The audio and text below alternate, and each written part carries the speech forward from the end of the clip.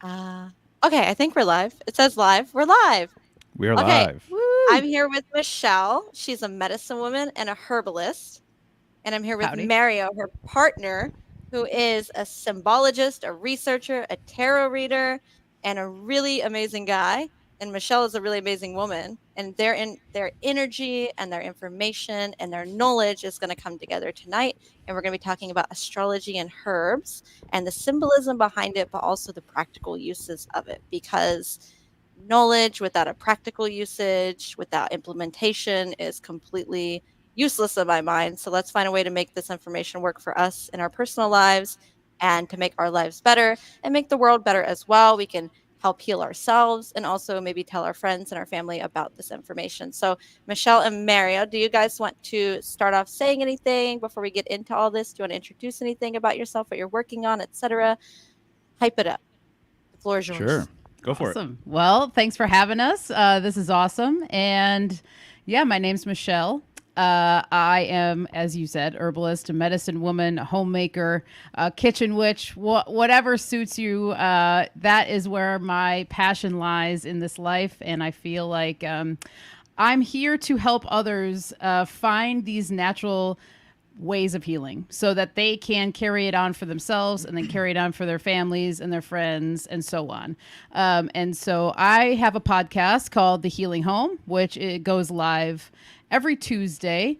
I've started that back in November, and that has been an awesome venture for me. I also have a website called Michelle's Healing Home, where you can find my blog. You can sign up for my newsletter, which comes out once a month on every full moon. I offer my products there that I make. I make very small batch products. So once they're sold out, they're sold out. And then they'll come around again when I make it again. So it's a good way to just tune in and find out what I'm doing. And I also have a Patreon. You can go to patreon.com/thehealinghome if you want to check that out as well, where I offer exclusive stuff for people. And also all the patrons get my newsletter offering one day before everybody else. So it gives you just a little bit of a leg up if you want to order stuff to make sure it doesn't sell out. Nice. Yeah. And as you mentioned, I'm Mario, and my project is called Symbolic Studies. So I'm sure there's people here on my channel watching as well. And if people want to kind of know more about what I'm up to, you can check out symbolicstudies.com. All of my links are there. You can get readings, and I have art prints and some stuff to download, digital downloads. And I like to do presentations and go on live streams like this and talk tarot, astrology, symbology, all that kind of stuff. So thanks for prompting this. Yeah, of course. I want to give everybody a chance to hype themselves up. I'm going to be the ultimate hype woman right now. Go check them out. Okay. For real though.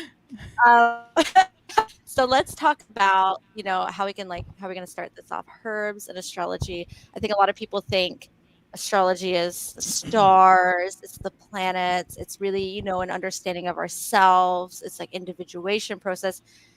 How does that connect to herbs? And I'm just going to start by saying, well, astrology is just a picture of everything below it. It's a picture of our body, but it's also a picture of the earth itself. It's a picture of the plants. And if you get into like biodynamics, which is like my favorite way to grow food, and my favorite wines, my favorite products are all biodynamic products. Those are even planted and with accordance to certain moon cycles, moon phases, certain astrological periods and whatnot. So a lot of people might not see the connection between herbs and astrology. And I want to really start the conversation off with that. Like, where do you see the best way to explain to people how herbs and astrology mix in with each other and how we can actually use both sciences in conjunction with one another so that we can make better usage of each science? So, essentially, I would say augmenting the abilities of each one with the symbiosis of them. Yeah, that's a great question. Mm-hmm. I can start if you Yeah. want. Start, please. Yeah, so to me, it overlaps and overlays in a number of ways, actually. It's really interesting. The first thing that comes to mind is the fact that a lot of the astrological signs, their placement, throughout the year is indicative of what's happening, on an agricultural level for a lot of places and for a lot of people. And so a lot of the lore and mythology and the symbolism associated with the signs and their corresponding planets actually have a very practical sort of purpose behind them. So, as an example, I'm reminded of Libra, right, being the scales. And so, Libra is the scales for a number of reasons. One of them being the fact that we basically, there's equal parts day and night at the beginning of Libra, right? So there's this natural balance because we're entering fall. The other thing that's really interesting too is right before Libra season is harvest season for a lot of crops. And so if you're going to go to harvest and you have lots of grain or what have you, it makes sense that you would want to have them weighed, and it would make sense that you would need to keep track, right, of your goods and your produce and everything else. And so there's this really natural flow when you start looking at the signs. They have a correspondence with what's happening seasonally. And so this is kind of lost on a lot of people who maybe are just starting this journey of educating themselves about astrology. But there's very good reason behind a lot of these signs and their correspondences. There's actually a lot of practical things at play. The other thing I'll say is that astrologically and on a planetary level, you can decode anything from an astrological perspective. So if you're watching a movie, if you're reading a book, if you're decoding a dream, anything along those lines, if you have an understanding of astrology, if you know what the planets represent, you are going to have a leg up on someone in terms of decoding and trying to understand the symbolism behind these things, and someone who doesn't have that kind of awareness. So when you start looking at plants and the natural world, you start seeing some of these patterns, and then you start noticing that, wow, it makes a lot of sense that this flower or herb is related to, say, the sun, or related to the moon, and has this receptive sort of nature.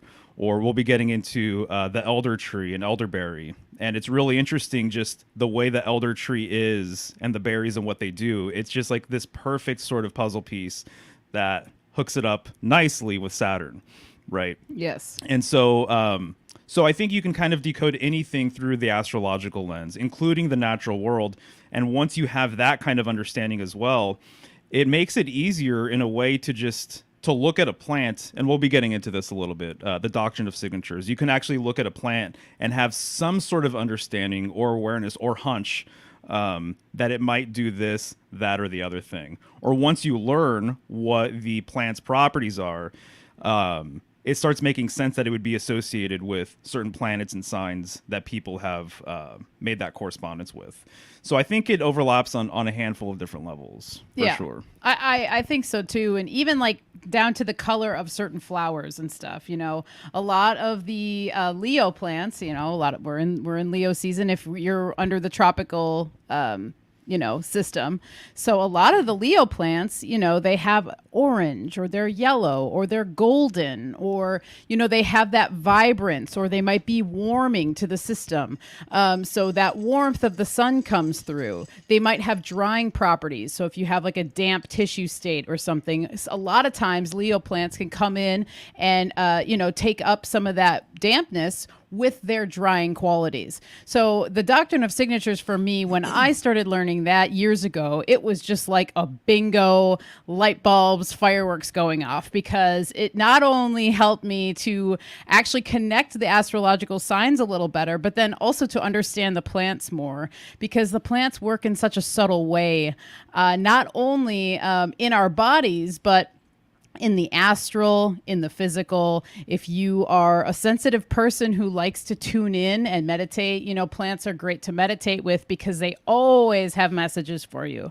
I've had so many happenings where I'm working outside, or I have a certain walk I like to take, right? And there's a plant that continuously like beckons me. And it's not like it's like, hey, you, la, la, la, but it's like there's something inside of you that makes you notice it every time. Or you might remember it and then see it somewhere else in the world. And then you finally come to that plant and you're kind of like, all right, I'm here. I surrender. What would you like to impart upon me? And there's just been multiple downloads over the years that I've gotten. And the more and more people I talk to about that kind of stuff, the more and more I realize that it's happening to a lot of people, even though they don't know. And then once they know that is a thing, then it just takes that one extra minute or 5 minutes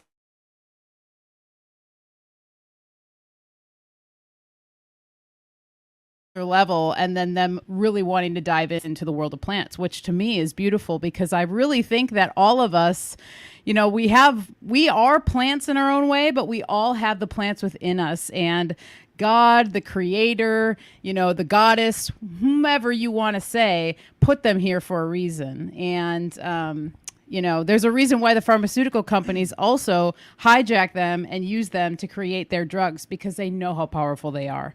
And so, yeah, there's so much to say. Oh yeah, at definitely. that level. Another No, I thing love I'll that point. What you go? You go first, Maria. Are you sure? And I'll Okay. go. Yeah, Right there on, you right go. on. I want to hear what you have to say.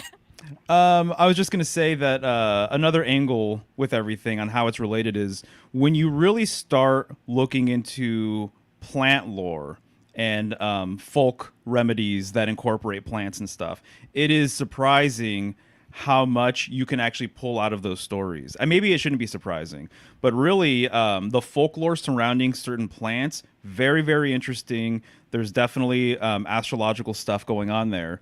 And then also you would be surprised too, or maybe not, that in mythology, there's many, many types of plants and herbs and things like that that are referenced, so in a way it's like we have an understanding through astrology that each animal represents something different. The goat is different from the ram, right, which is different from whatever you're talking about, the serpent or something. So same thing with all of these plants. So it would make a lot of sense that a lot of really powerful, potent myths would make use of these plants. The rose, as an example, just me saying that people think of thorns and the petals and the scent of a rose and everything else. And there's a relationship with the Virgin Mary and the rose and Venus and the rose and all of these different types of things. So it really can just be its own sort of study, just plant lore and mythology and things like that. And again, that overlays nicely with a lot of its correspondences astrologically. No, that makes complete sense. And I was thinking of like the nursery rhyme or song "Lavender's Blue, Dilly Dilly." I don't know if you've heard that before, but No. yeah, it's like a really old nursery rhyme song. It's very cute, and I'm like, oh, I wonder what lavender represents. So maybe that means something. And then I was taking notes because there's so much I could start with, but then I was like, I love gardenias, so I'm thinking, well, what would gardenia be? And I kind of feel like it would be a moon flower, like a moon oriented flower, because it has this really delicate fragrance. It's a very delicate flower. Like once you pick it, it's gonna be dead within a. It's just gonna deteriorate within a day. If you touch it, it bruises very easily. It's my favorite flower, and luckily also the most expensive. So I only get them on special. Although there's this wonderful. I'm not sponsored or anything, guys, but I just have to shout out because I love it. A wonderful company that will deliver you like a box of gardenia flowers, and my husband gets them sent to me, so they're really nice. I Oh, don't that's remember nice. the name of it right now, but it's really nice. But they're expensive because they're so fragile. And so it's like you said, that doctrine of signatures. So when I was learning a bit about plant identification, which I'm still not really, I would say, confident in because I live in Florida, and where I'm from in South Florida near the Everglades, I feel a lot of things are poisonous. It can kill you. So I'm always like, I don't want to touch that. I don't know if that's the right plant. I don't want to put it in my pot and die, kind of thing. So it's always a little bit iffy for me. Whereas maybe more like in the Midwest, I'm sure there are things like nightshade, but I know like up in the Midwest, there's a lot more friendly plants than there are in Florida. But when you're looking at plants, yeah, when you can start looking at them and saying, oh, that has these kind of qualities. So you kind of like you could make it into a fun trivia and be like, I wonder what sun sign a gardenia would be, or and when you said summer, I thought of dandelions, but I don't know, are those a spring flower or a summer flower? Because I don't think they really grow here at Yeah, all. they are definitely usually a spring flower, and so Okay, yeah. that whole connection. So dandelions are a lot of times associated with Jupiter, so the expansiveness, and so they're usually one of the first flowers or one of the first weeds that come up in the spring, and so one of the qualities of dandelion, particularly in the root, and in the greens, is to help detox the liver. So Yeah, it's kind that's of what it's like so great for. It's not a weed, it's like exactly. medicine and it's food, and I didn't even realize because I remember when I lived in Seattle, I would see them, but I can't remember what season I saw them in, but I hardly see them here in Florida. That might be because so much sod. It's just like a river, a land of sod and like golf courses. It's been decimated. And this whole environment of Florida has been completely changed here, especially in South Florida, where I'm from, by like the mechanistic work of humans literally coming in and rerouting waterways that are part of it. Right. So it's very hard to find natural things. But when people, what you guys were saying, I loved was that when people understand that there are symbols in these plants, when we can understand that they're seasonal, because so many people don't eat seasonally, they don't live seasonally. You know, they're eating Right. things out of season. They're not eating things from their local growers, their local farmers. When you can really understand that, you can get back into that flow the way that it really was designed to be. We weren't designed to eat things that were coming all the way across the country or from Mexico. Maybe spices; those always came from far away. But spices get a spices and seasoning gets a little pass because I love spices. I love spicy food. But I was also thinking when you said something about folklore, Mario, was that Rip Van Winkle? Were there plants in Rip Van Winkle? Wasn't there some kind of plant that he sleeps under or something? Oh, Because you know what? I'm not sure. I've been obsessed with that story because my son is learning like American folklore, and I was like, I forgot about Rip Van Winkle. Like, I wonder if he was a real guy. But anyways, yeah. Right, My dad right. was always like, he just smoked a lot of weed and passed out. I was like, okay, Dad, whatever. Once you But start no, looking for it, yeah, there's a lot of significant plants in just various myths and stories and things like that. So that's one of the things that I really credit Michelle to making me aware of is just the deep well that is the symbolism related to plants. And then I realized I'm like, oh man, I mean, I thought I already had enough work to do, just like tackling the tarot and astrology and stuff like that. And then taking this into consideration, it's like, whoa, this could be just a whole entire lifetime study. Oh, yeah. I mean, it's kind of one of those where it feels like a multiple lifetime Yeah, you're right. Yeah. sort of thing, you know. And I mean, you too, though, you know, you being able to pick out plants and flowers that are in the tarot cards and then, you know, make connections with that. The lily comes to mind, you know, a lot. A lot of times you find lilies in tarot, Yeah. I think. You know, there's the rose, usually a white rose on like the death card and stuff Right, like that. So right. all of these things have so many layers to them. And there's a reason for it, you know, and so there's a deep, as I was saying, there's just a deep knowledge to be shared within the symbols of everything and the plants. I mean, you can't it's all deny there it once for you a start reason. looking. Mm-hmm. It's all there Exactly. for a reason. It's all put there Yeah. for a reason. Every plant grows. You know, when I started gardening, which I'm no expert at all, as I have a very hard time gardening. I kind of got down. Houseplants, I just kill them. They just die. I don't know why. They don't live with me. They don't work well with me. So I'm like, I just go outside more often. But with gardening, there are certain things we plant together that do better. Certain herbs we Yes. can, certain vegetables, and they're symbiotically chilling and like killing bugs. And of course, lemon balm is just throw that out there and it just grows. No matter what you do to it, it just Totally. proliferates. But with the astrology too, and I'm not an expert in this. I've been studying astrology for a long while now. It's been a long path, and I, like you said, it really is a multiple lifetime study. It's something that you'll never know everything about, and I don't even like the word expert because I don't think anybody's an expert in anything. I feel like we can kind of have an expertise where we focus on one thing, but there's so much within that every field itself, and then it branches out into so many other fields. And we have medical astrology where, you know, the body and the astrological chart is used to diagnose certain diseases or maybe tell a person, hey, you know, especially if you get into like progressive charts and you say, hey, I'm looking at your progressive chart 10 years out and this might come up. I don't do medical astrology because I'm not well versed enough in the field of the body and like, you know, I mean, I know a lot about health now that I've learned about for myself over the past couple of years that I've had to learn for myself, but I don't feel confident in telling somebody like you're going to have pneumonia or something like that, you know. But with medical astrology, people who do it, there are different astrologers who there are some medical astrologers who will they can't prescribe because it's against the law. So technically, they won't do it because they don't want to get in trouble. But they'll say, well, you know, you should talk to your doctor. And they'll actually talk about pharmaceuticals. And then there are other medical astrologers who are on the better path, I would say the best path of let's talk about plants that can heal ailment, plants that can, bring this up for you and whatnot. And that's not really what we're going to talk about here tonight, because I think we talked about that. It would take forever. We could do like one video, a 2-hour video on just, okay, what are really good, what's astrologically going to tell you about like head problems or something, right? Like sinuses. 'Cause Aries is the head. So well, that involves a lot, like migraines, sinuses, eye problems, mouth, all of that is involved. It's really deep when it comes to medical astrology.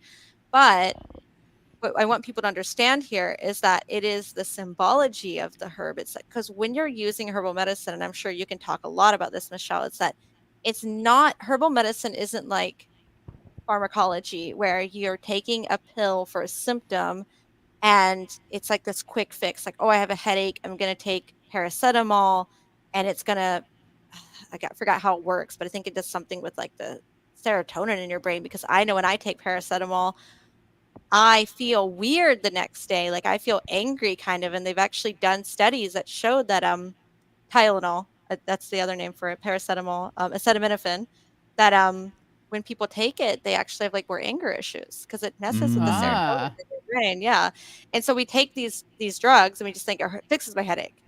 Well, we don't think, "Well, how is it doing that? What the hell is it doing in my brain to make my headache go away?" Which it's not, it's just masking the symptoms. When we're taking herbs, and this is something that I've personally had to go through, having been jab injured. I'm trying to use YouTube friendly language here. Jab injured gotcha. in 2015 when I took the varicella jab, chickenpox, because I didn't know any better and I was dumb. Uh, and I ended up developing Graves' disease and rheumatoid arthritis, and also something called mast cell histamine response. Like I had hives all over me and I couldn't explain why. And it was Mm. something to do with like my body was producing too much histamine. And so I started Mm. looking into herbs. There's a fly flying around, guys. I'm trying to not ignore him. So excuse me if my mind like goes off and I'm like, ooh, fly, gotta kill it. But and when I started taking herbs, because I didn't want to be on medication. But when I had developed Graves' disease, by the time I got diagnosed with it, it had reached a point where it was completely at a level of emergency where I was told, you have an arrhythmia. You could your thyroid level is so high, because Graves' disease, for people that don't know, is hyperthyroid. It's too much thyroid hormone. It's your body, it's like attacking your thyroid and now your thyroid's producing all this extra thyroid hormone. And I was essentially told, and I don't think they were trying to scare me, it was legit, because I ended up having to go in the hospital, and they're like, you could have a heart attack at any moment. Your heart rate is just off. Everything's wrong. So I end up going on anti-thyroid medication and beta blockers, and I'm not even like 30 years old. Like, oh my gosh, I'm on these like heart medications that people take who have serious issues. And it was scary.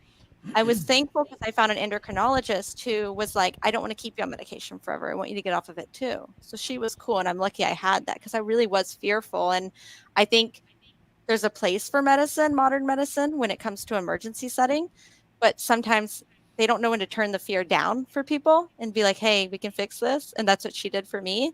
And that's when I went to a naturopath and I said, "Hey, I don't want to be on this medication. It has side effects. It's making me feel horrible. I don't want to have to be on this for the rest of my life. They're saying they want me to drink iodine and literally like irradiate my thyroid, and I don't want to do that, and I don't want to get my thyroid taken out and be on literally be on medication for the rest of my life just to keep me alive. What can I do?" And we worked together and used herbs and food and all of these different things. And, I was just like blood test all the time. But what she told me, long story short, I feel like I had to build it up to that to let people understand the meaning behind this, is that what she told me is that when we take these herbs, it's not just fixing a symptom, we're fixing the root cause. And there's one root cause at a time. And for me, it goes back to being injured, which did a lot of things in my system that we found out through multiple blood tests. I mean, oh my gosh, so many tests. I've had so many IVs. I don't ever want to see one again in my life. And we're fixing the root cause and it's building up upon itself. And so what I'd like to talk about, Michelle, for you, because make these small batches of medicine. And the naturopath that I saw in Arizona, she worked with the herbalist who made small Mm. batches as well. These weren't produced in a lab somewhere, they were homemade. And I found them to be more potent than lab made ones. And do you use the moon cycles and like certain cycles when you produce medicine? And why would you do it that way? How does that change the potency of the medicine and the effectiveness of it? Herbal medicine. I don't want people to get it confused with like medicine, but how would you say that producing those medicines, those remedies within those specific times, does it make them more potent? Does it make them more effective for your clients and for your customers? Let me know. Yeah, that's a great question. And firstly, congratulations on crossing over and being able to get yourself out of the more allopathic way, because and I learned this just recently dealing with an ear infection. It's like patience is a virtue. And I have had to work really hard to learn patience. And herbs and gardening and Mario remind me about how I can be hasty and I can get anxious and I can think, oh God, well, this isn't working fast enough, so you better take more or something.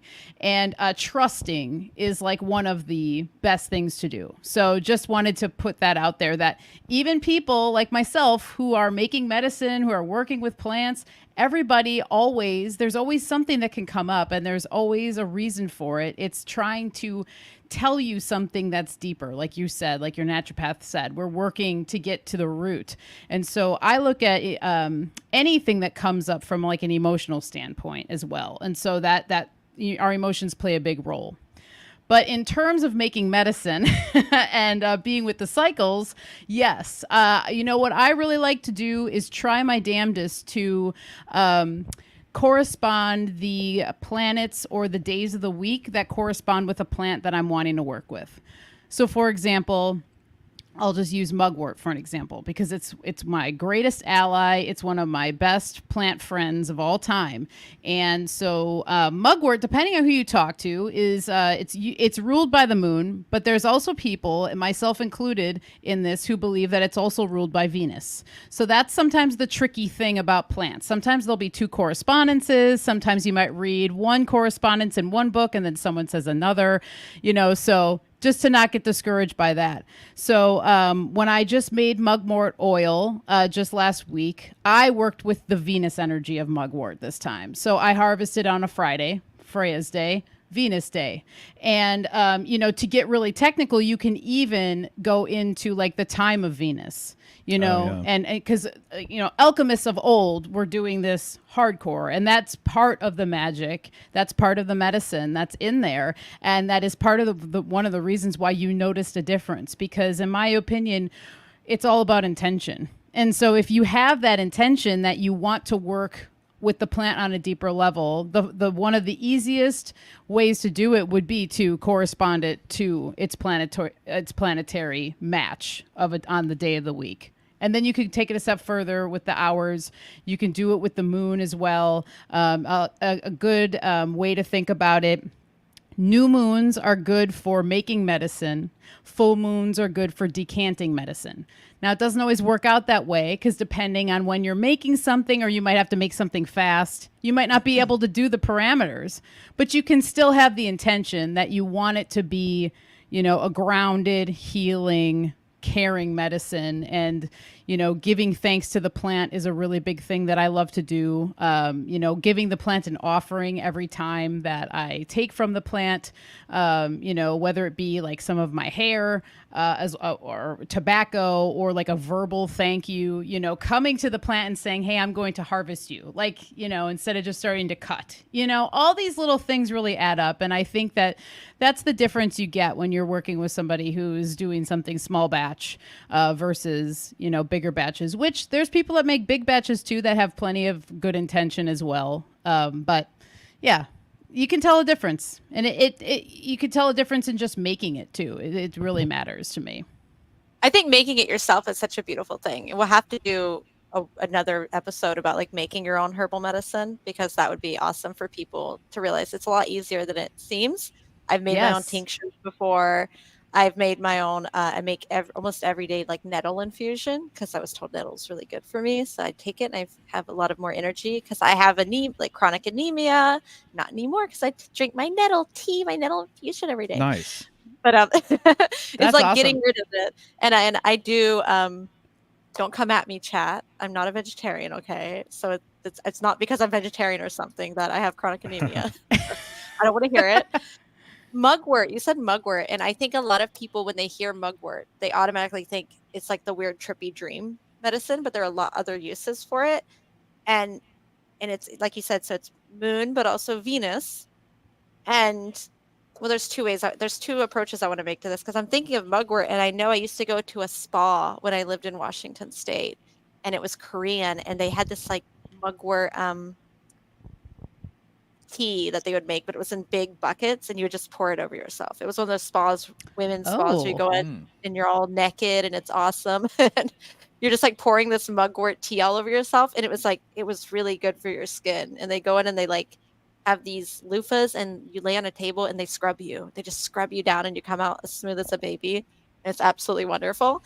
And so mugwort, like, what do you use it for when you make medicine out of it? What are its uses? Because I would think it's got to be good for your skin. Because I felt good when I came out of that spa, and those Korean grandmas looked good. They had nice skin. They're like, "It's the mugwort we pour on ourselves," and I was like, "Get me some of that to go, please. I'm gonna keep going at this." So, what are yeah. the No, uses of mugwort, and what ways? That's what I wanted to say. What ways of the uses of it would you say show that it pertains to the moon or more towards Venus, as you were saying, when you maybe feel that affinity with it more? yeah. Well, firstly, the moon and the Venus stuff is a lot of it's tied to a woman's menstrual cycle.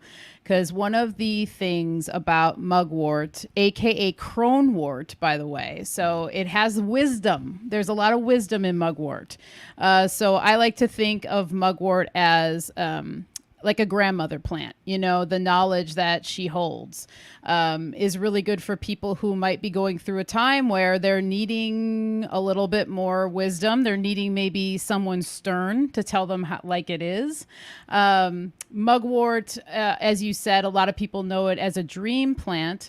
And one of the things with the dream thing where the crone part comes in is that she will bring things to you that you think you may have resolved, but she's like, nah, there's a little bit more that you need to peel, Yeah. And I've noticed that. I've had other people who've taken mugwort or taken my mugwort who've reached out and said, oh my goodness, like this keeps coming up. And I thought that I had kind of like gone past that already. But the crone is like, no, there's something still in there, that will help you along your journey. And I think that that's one of its greatest attributes is it's a journeying plant. And so one of the connections with the journeying stuff is that it's got a lot of protection to offer. So that's the other reason why it's really great for the dream realm. It's great for meditation, because it will help you to get into the dream state more easily or tap into more of like the astral realm, but it'll protect you while you're there as well. And anyone who does channeling or is in dream time and knows how these realms work, protection is really important, because there's things that if you're an open and you don't protect yourself, things can attach themselves to you. There can be all sorts of stuff that happens psychically, and so that's one of the things that I love about it very much. With the skin, I make soap with mugwort, and one of the things about mugwort is that it can help with parasites, and it can actually help to kind of clear things up like that. So it's also can be used as like a facial soap, if you had maybe troubled skin going on. So there's also, it's kind of been used traditionally to expel parasites or worms. Now, it's not like a dewormer pill or something. It would be something that you might be taking a tincture and taking a tea and then slowly, processing and detoxing from something. So I think that has something to do with it. And then the protection aspect is another reason why it's so good for the skin, because our skin is like our barrier. That's our barrier between the outside world and the inner world. And so with mugwort, you're almost like creating a physical and a non-physical boundary by using it on the skin. Yeah, and I was thinking that because you said Venus too, so I'm like, I mean, when I used it, now I need some of that mugwort soap, because I don't want to have to make a big bucket of tea and pour it on myself every day. I can just use the soap on myself. But it did make me feel like my skin was glowing a lot more and a lot more vibrant. And as well as when you said the crone, I kind of made me laugh because I was like, maybe it's the crone because she's giving all of her usefulness to us when we pour it on ourselves. But Yeah. Oh yeah, that's interesting. Yeah. what I was thinking, Mario, was like about mugwort. What do you have to say on the symbology of it? Because it seems like such an interesting plant because it has so many different uses. We're talking about this really wide range of uses of this plant. So like with the symbology of it, does it have a very wide range of symbology as well of some symbolism that comes in within things that it was used for in the past, as far as that goes, or what it was used to represent? Because it's not the one that looks like a person. That's mandrake, right? Is that Yes. even real, or is that like a fake plant? No, it's real. It's definitely I remember real. from Yeah. this anime I watched called Flying Witch, and it's this really cute slice of life anime, and she's like a little witch, and there's this mandrake in the episode, and it's really weird looking. And I was like, I don't think they do that. Maybe they do that in real life, and we just haven't seen them. But I was like, I'm pretty sure mandrake root is real. But then sometimes you see it so much in not science fiction, but like in fiction writing that you think, is that a real plant or not? I can't remember. But yeah, so the symbology of mugwort, not mandrake. What do you have to share with us for that? Yeah, that's a great question. I feel like most of the plants that I'm most familiar with have kind of hit me like one at a time, sort of thing. And I feel like my time with mugwort is probably still coming, I would say. But correct me if I'm wrong. The other side of the mugwort leaf, is that silvery? Yes. And so when you look at the underside of a mugwort leaf, it looks like silver. Yeah. And so obviously that corresponds nicely with the moon, just kind of in and of itself. And then we've had mugwort around for a while now. And so I would say that probably most of the mythology, sort of folkloric type stuff would be more of your bag. If you have anything to say about it, because I can't say that I've spent too much time with mugwort. Yeah, well, another folklore thing with it, which goes along with the travelers, it's a traveler's herb and things like that, is that it's said that St. John the Baptist used to wear mugwort. He wore it on his chest while he traveled, and he wore it for protection. And so another thing with mugwort is that a lot of times a sprig of mugwort would be put into someone's shoe if they were going on a trip. Or it's said to travel with mugwort in some form while you travel to ensure a safe trip home. You know, there's things like that that go along with it. And then also in Chinese medicine, but also in acupuncture, there's something called moxibustion. And so you're familiar with it? Yeah. So they use the When I mugwort. wanted to become an acupuncturist, I learned about Oh, that. that's right. Okay. I can do that. I can't stick needles in people, but I can put mugwort over them. And I did think I didn't put that connection there, but yeah, they use mugwort in moxibustion. That is what they use over specific chi points. And Yes. it's just the mugwort plant. They don't use other herbs. They just use that mugwort bundle. It looks like a cigar.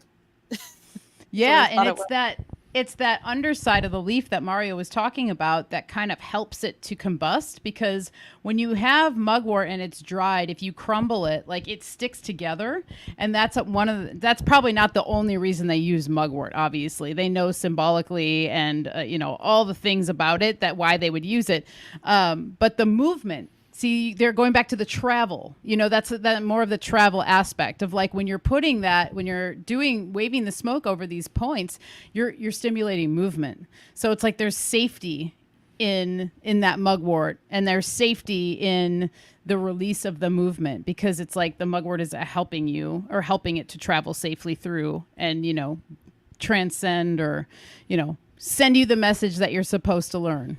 Right. And I'll just say too, as things are. Oh, what's up, PK? I have something just to say popped about that that. up there for later because I saw that, and that's what I think of when I think of mugwort. I think of people being like, "I'm gonna smoke this to get high," kind of, and I'm like, I don't think it's gonna get you high. I think you're just gonna have really weird dreams. That's what I always thought of it for. And my dreams are so weird already. When I'm dreaming, maybe I could use it. I've never actually used it in that way. But my dreams when I'm dreaming, I think they're real. No matter the craziest thing can be happening, and it's hilarious how my mind, I'm just like, that's possible. I guess Monopoly money is real money now. Cool. This is awesome. And nothing in my mind ever goes, this is a dream. This is too out there. This is too outlandish. I'm just like, oh, I guess this is the way the world is now. We can fly, or, cats can talk, or whatever weird thing is happening in my dream. But when I wake up, I hardly remember what it is I dreamed about unless it's really Mm. succinct. Really succinct. So like last night I had a dream and it was about my dad because my dad passed away last year. And I woke up and I was like, oh, my dad was in my dream, but he's really dead. And it was kind of like this. And I'm laughing because it's kind of comical in my mind of like, oh, like I have to now, thanks subconscious mind for showing me that so I can now piece that together. When when you wake up from a dream, I don't know if I've never lucid dreamed before. Does Mugwort help you lucid dream where you actually know you're dreaming and can control it kind of thing? Yeah, that's one of the things it's Okay. known for. And Maybe that's then why I need it more. So I stop thinking I'm in reality. I feel like I don't get any rest. I'm like, I've just been in a whole other universe all night where I thought this was my existence now. And then I'm waking up and I'm having to go for like 30 minutes, go, where am I? What happened is okay, this is the real world. We're back in the actual world. It's like the dream world, So maybe right. Mugwort can help me. Well, to that point too, and what PK is saying, what's up, PK? The mugwort. So when we're lucid dreaming, we're in that state where we're not quite in our deep REM sleep. We're in between. You're in that in between space. Mugwort's really comfortable in the in between space, right?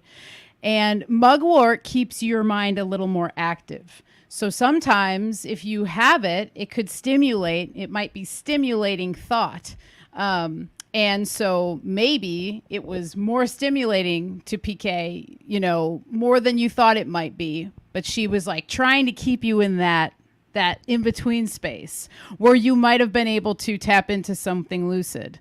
And so that can be a thing. I highly recommend mugwort topically for sleep and for rest. I find that tincture is great too.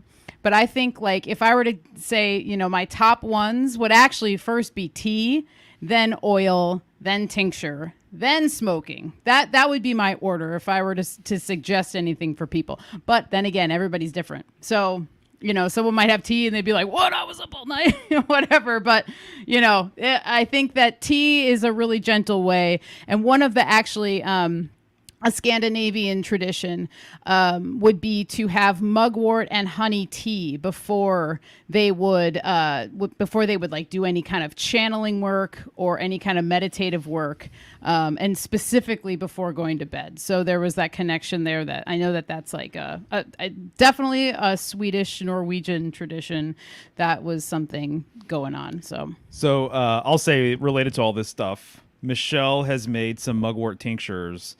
And I remember one batch in particular, and maybe it was the last one, I can't remember. But she sent it out to a handful of people who ordered the tincture, and then also you gifted it to a couple of people. And literally for like a week or two after everybody received their tincture, you were getting text messages and like emails, and there was like stuff in the chat with our streams and whatever of people saying, I tried it for the first time last night. Holy shit. Yeah. This was like a very expansive, potent, detailed, meaningful dream as well. That's one of the things. A couple of people I'm thinking of in particular came to you and basically said like that dream really was like significant. Like I really needed to have that experience. Right. So that's really interesting. And then as you guys are talking about mugwort and everything, I tend to see mercurial symbolism everywhere. That's one of my things. And I just have to say that it's coming up right now.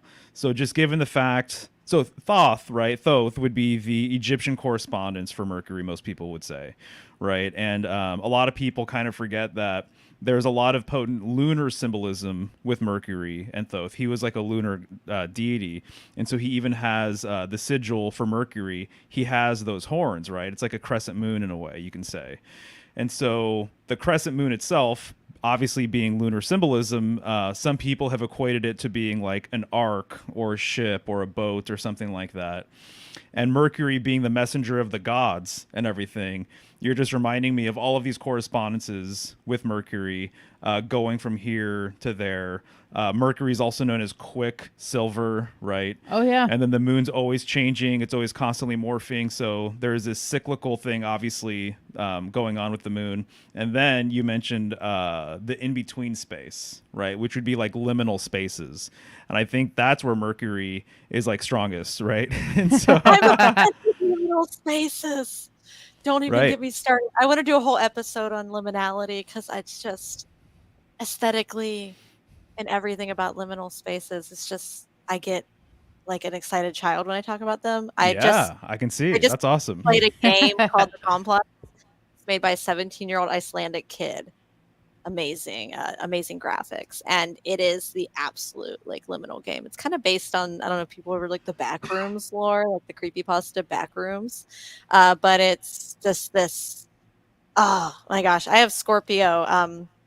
My Pluto's in Scorpio in the eighth house, so weird stuff like that really like I love it. It's just like I'm like, yes, weird stuff. I have this I'm Venus, a lot of Virgo and Pisces, and I have Venus and Cancer in the fifth house. So I have this like, oh yes, I'm so nice. But then I have like this Pluto and Scorpio in the eighth house. And I'm like, I like dark, scary things. As We get it. inside of me. And it's liminality is so interesting. And talking about the in-between spaces and mugwort, I get yeah, and also when you said Mercury, because that's Virgo, and Yeah. Virgo is the sixth house, healing the body. So my sun is in Virgo in the sixth house, and that was like a lot of my kind of interest in health and like how can I heal myself and how can I learn about medicines and whatnot and understand how my body can. I'm always thinking about my children's health too, with the Venus and Cancer in the fifth house. How can I keep my kids healthy? What's the best diet for them, but not going overboard and freaking out all the time either. But with mugwort, I love this idea of it being something that could get you into a place where you have a significant dream, something that can actually give you a message, give you symbols that you can understand. I probably need to try it sometime because I feel like my dreams are that meme where people are like, your dreams give you meaning and like symbolism. And my dream is like a, a traffic cone chasing me. Like the middle of the night. It's like there's no meaning. This is just ridiculous. Or Monopoly money is real. Then I wake up and for 10 minutes, I'm just like, I hate this dream. This isn't fair. Monopoly money is not real money and I don't have any of it. So I had this wonderful dream when I was a kid. Like I had all this Monopoly money and it was real money. And I grew up very, very poor as a kid.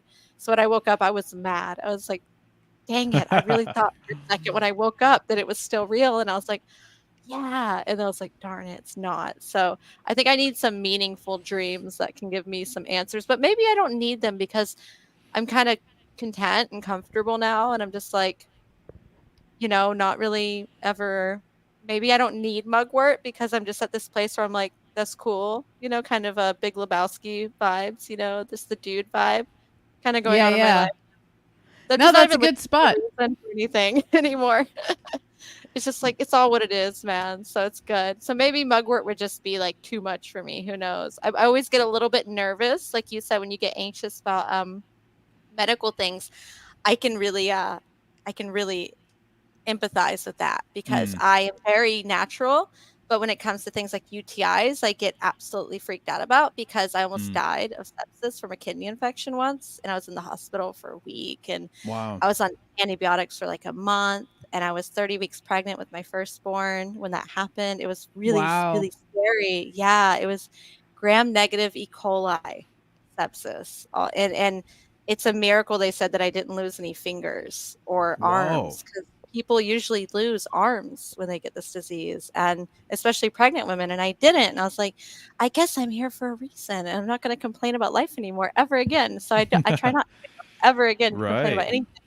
But when I do think I might have like an infection like that, I get a little bit freaked out. And I'm like, oh, I don't know about. I might just go take some antibiotics. But then I try to calm myself down, get into a place of like centeredness and go, okay, how long did I have to heal from, a month's worth of I think it was like Cipro, a very strong antibiotic, very damaging to the gut bacteria in an IV for a month daily infusions. Damn. My gut flora was so messed up. And I'm a Virgo in the sixth house. It was horrible because Virgos have so many stomach problems. Virgo sun, so many stomach problems, and it was really hard to heal from. So I have to stop and like we have to get back to this place of what I would call, and I know this word's kind of overused, but it's like sovereignty, understanding the symbolism, understanding plants, understanding that you can literally go out there, grow this stuff yourself, make medicine out of it, and heal your damn self from a lot of things and take care of yourself and keep yourself healthy is sovereignty. You're breaking yourself out of the system that wants to keep you chained down through fear, the priesthood, I would say the technocratic priesthood of modern medicine. You know, I'm your Mm-hmm. doctor. I know more than you. I went to school for 10 years, which most GPs didn't learn shit about anything. Excuse me. The only real doctors, in my opinion, are specialists who actually specialize in one thing.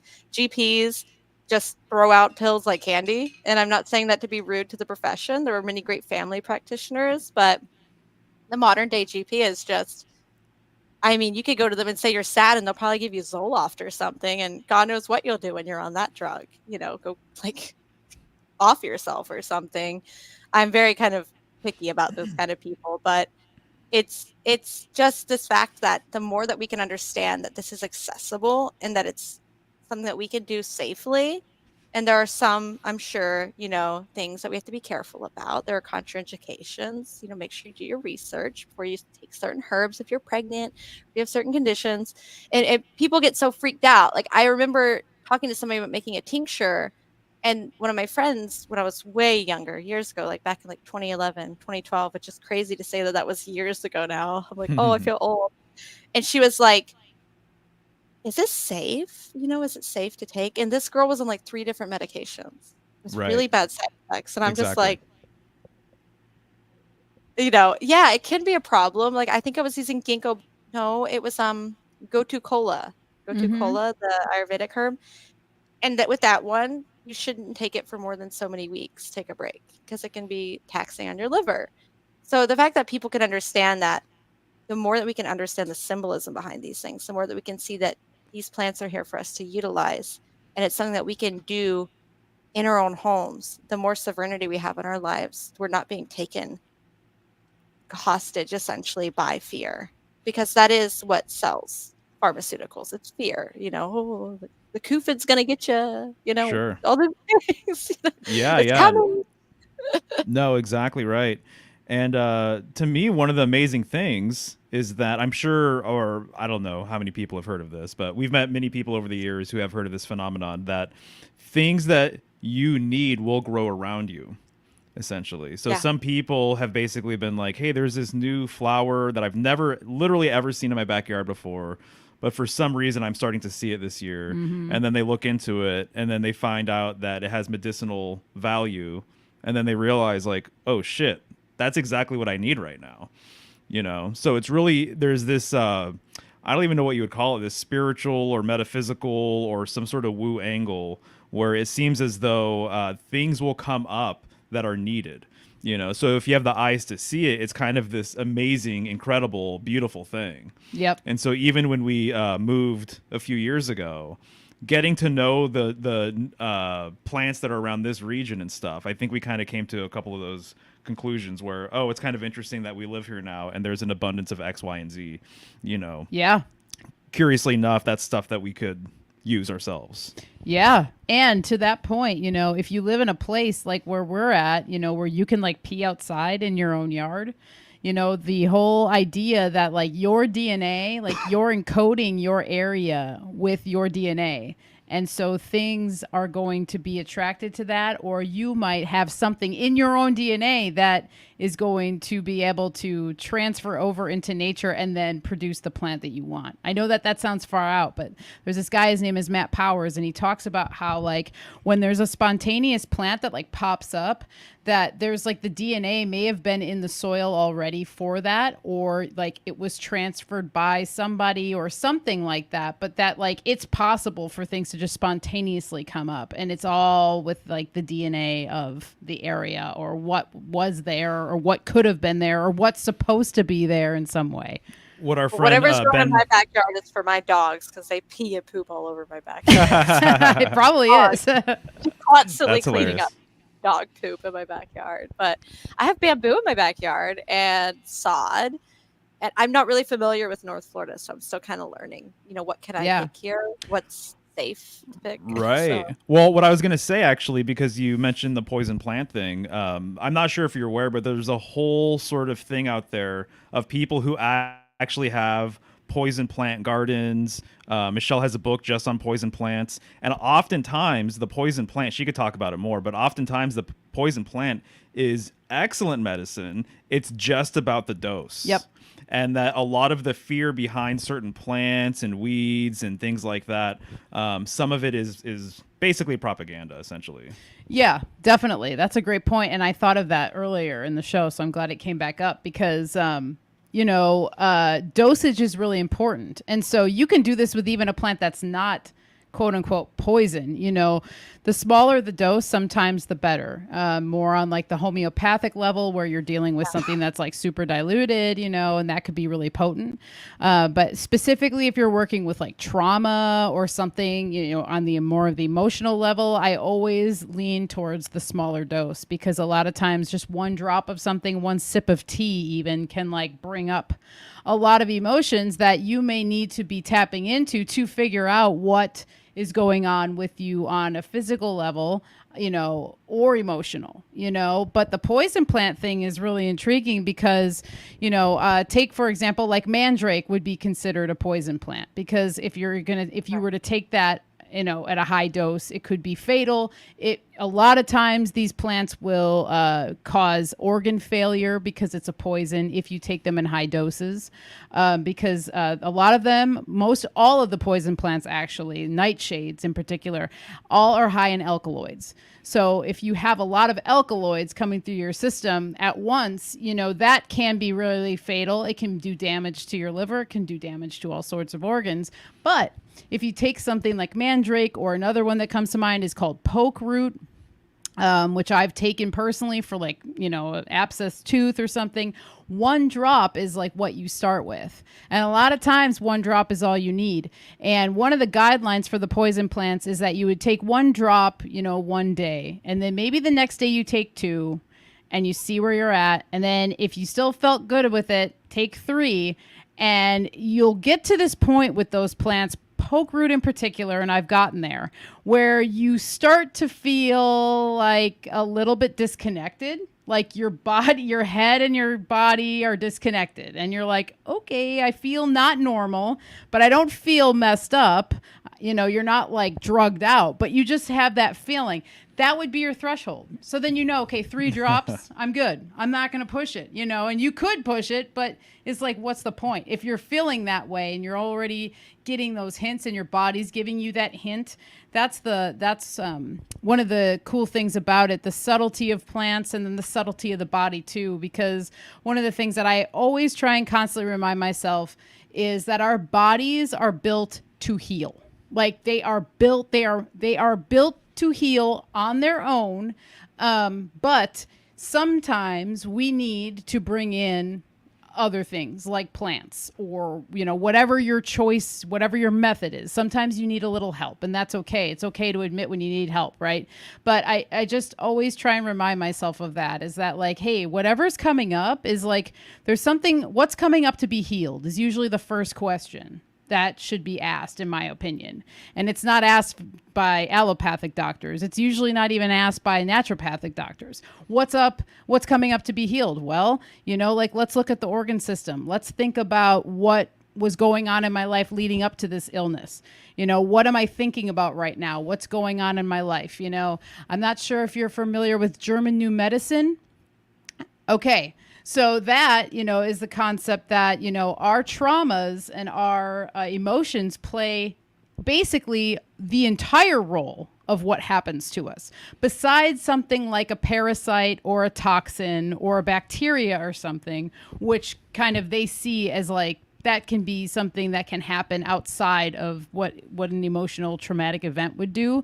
But to me, German New Medicine is where I feel the strongest. I feel like that is really, really close to what's going on with us, because that also is kind of similar to terrain theory, but there's differences. But in terms of, is your terrain healthy? What's going on? Like, they do acknowledge that kind of stuff, but they're a little bit Yeah. more relaxed on, it's Reminds me of not. Louise Hay. Louise What was Hay's that? work. Louise Hay's work. Have you read her work before? No. Louise Hay. She has a Uh-uh. book called I know this book. I read it when I was like 12 and I read it all the time, and for some reason my brain, the information went bye-bye and it flowed off into some other land. It's called, what is it called? I should know the name of it. I'm gonna look it up real fast. But she wrote a book in the 80s about how essentially it's called You Can Heal Yourself. That's it. I remembered it before I looked it up. And she wrote a book that's all about the emotional states that cause specific diseases. And she said, like, one of There the you go. causes of cancer was anger, like anger and grudges, holding on to things too long. And one of the causes of, goodness, what was it? I think thyroid disease was feeling like, I remember her saying that one of the causes of thyroid disease was something like not feeling like you were listened to or heard. And I was like, oh, that's my whole childhood. I was like, weird. Right. I grew up in a really small South Florida town, and I was like, did not belong. Very strange there. And so that she talked about that a lot too in the 80s. Really great book. And she did a lot of work with AIDS patients as well. And this is a time in the 80s when essentially you were told you're going to die. There's no hope for you. Go home and die. And nobody wanted to touch them. And she actually held these free get-togethers in New York where she would bring people and they would talk about their emotional problems. And a lot of people said they were cured from AIDS, getting this stuff out. And they're still alive today, so that's pretty cool. But she would talk about things that happened to them because not all of them, but most of the people coming to her were gay men, and they would talk about how their parents had kicked them out. There was a lot of trauma there for them, Yeah. going through all that in their life and being kicked out of home and treated like a pariah and all of those things coming up. And who knows with that, because after I hung out with my friend Patrick Wood and Judy Mikovits, there's a lot of weird stuff about HIV. There's a lot of Oh weird, yeah, it's exactly. real, it's Yeah. more than likely, I don't know, whatever, YouTube, if you're going to take me down again, I'll just take a rumble. I don't even care anymore. It was probably created, right? But like you were saying, where certain things, like a car accident is something that could happen traumatic to us and hurt us. And maybe like bacteriums. I don't even know if viruses are real. I kind of side with Dr. Exactly. Tom Cowan on that. I don't even think I don't know what viruses are. I think they're all kind of man-made, to be honest. They seem very strange. But bacteriums are obviously real. And if we're healthy, usually they don't hurt us. But if we're not that healthy and we're eating crappy food and we're living a stress lifestyle, it's a lot easier for bacteriums to get into our body. But when you were saying your body's made to heal, it's so true, because when somebody breaks a leg, we put a cast on them, but we don't put a magic stuff in their bone. Their bone just Right. heals itself. It has the cells and it heals itself, unless there's something genetically wrong with the person where their bone can't heal. At that Right. point in the encoding, there's an issue. But I mean, it's a beautiful thing that people don't realize, that our bodies really are self-healing. They're really self-clearing. We have this natural detox system. It's called our liver. But sometimes it's not functioning well, and that can be due to diet, lifestyle, but it can also be due to traumas. And I think the place where people get frustrated at the more natural way of things is they say, so are you saying that I'm sick and it's my fault? And they get really Yes. frustrated about that. And I can see that. And I try to remind people when I'm talking to them about this stuff, hey, no, it's just that maybe your parents did bad things to you. Maybe you were abused and hurt, right? That's not your fault, but it's your responsibility to heal from it now. Right. You've got to take Exactly. power back. I had a lot of traumatic things happen when I was young. So I'm always trying to tell people, like, I did not grow up privileged. I've been through abuse. I've been through, sexual abuse, all those things. And at some point in my life, when I was about 15, I had a really amazing family member, my aunt, who was like, she's kind of straightforward with me. And she was like, your parents are never going to love you like the way you want them to. They're not going to do this. Nobody's going to do this for you. You got to decide to live for yourself. And I was like, I cried for a while, but then I got over it and I was like, she's right. And it was this beautiful like path of self-sovereignty. And I want people to take that back, because when we realize that we're in charge of healing our own trauma, we can use plants to do it. All the people who hurt us in the past, their power is gone. They have no power over you anymore. Now you're in charge of it. You know that you can heal yourself. And that's a beautiful thing. So with that, Totally. Mary, with the I want to talk about the Mercurial symbolism, and I know you were Sure. talking about the polar symbolism as well, which I'm just Hmm. obsessed with because I wanted to be an explorer when I was a kid. I've seen Lawrence of Arabia like 25 times. I wanted to be Nice. Lawrence of Arabia. I was angry that I was a girl because there were no girl movies. There was no girl Lawrence of Arabia. It was always some dude, because all the women back then were like sewing and sitting at home. They weren't exploring like the men were. I read like Fridtjof Nansen's books about going to the Arctic when I was young, all these like cool explorers. And when I saw some of your stuff talking about that, I was like, oh, this is interesting. So it's interesting stuff for me, just on a, my Mercury is in Virgo in the 7th house. So I'm like, ooh, stuff to explore. But it's also, you brought it up in terms of plants and in terms of healing, in terms of herbs. So this is where it really segues for me into, okay, it's interesting to learn about these things. Everybody, especially for people like us who are curious and intellectual, want to know why are things the way they are and what's really going on. I just call myself nosy. I'm like, I just want to know what's going on at the North Pole, like what they doing up there, who's up there, what are they doing? I want to go see. But there's also a practical side to it. There is a side of healing for us, and it is, if it is what I believe it is from my research, some kind of magnetic monopole center that we're all kind of affected by, that maybe even the tides are affected by, then it's definitely doing something with our bodies. So what would you say to that? Like, what have you found as far as studying that goes? So what have you discovered? Let us know. Give us your insights. Totally, totally. Well, that's a great question. I love it, and it's actually a really beautiful segue from what we were just talking about. I Mm-hmm. would say, because to me, one of the things I'm trying to emphasize more is that I do like to talk about polar symbolism, the connection between the North Pole and the northern sky, which is where Polaris is, the pole star, and this idea that there's a world axis that symbolically, at the very least, connects the northern portion of Earth to the northern sky. My understanding is that a lot of groups and cultures revered this essentially. And so when they had a family tree, as an example, a world tree, their tree of life, it kind of operated as a substitute symbol for the world axis. When you build a tower, in my opinion, you're building a bridge to the heavens. You want to connect earth and heaven. And so just like the Tower of Babel story, right? And so when you build an obelisk or you build a building, that's what a building really is. So what does it mean symbolically that some CEO wants to be at the highest level of a building in New York City or Chicago or Tokyo or something like that, right? Freud It's like, says it was innocence, but that's just Freud. well, no, I just he's had to say that. also not wrong. He's also not wrong, because the symbolism is very phallic, right? And so to me, it's very much all the same stuff. So I would say that when I think of, as an example, I'm just going to throw a bunch of things out there. To me, I see more similarities between the scepter and staff and phallus and ladder and mountain and tree and the building and the standing stone and all of these different things. I see more similarities than not, personally, and a lot of them happen to be very phallic, and a lot of them, they shoot up towards the heavens. And so again, there's this bridge sort of concept or idea.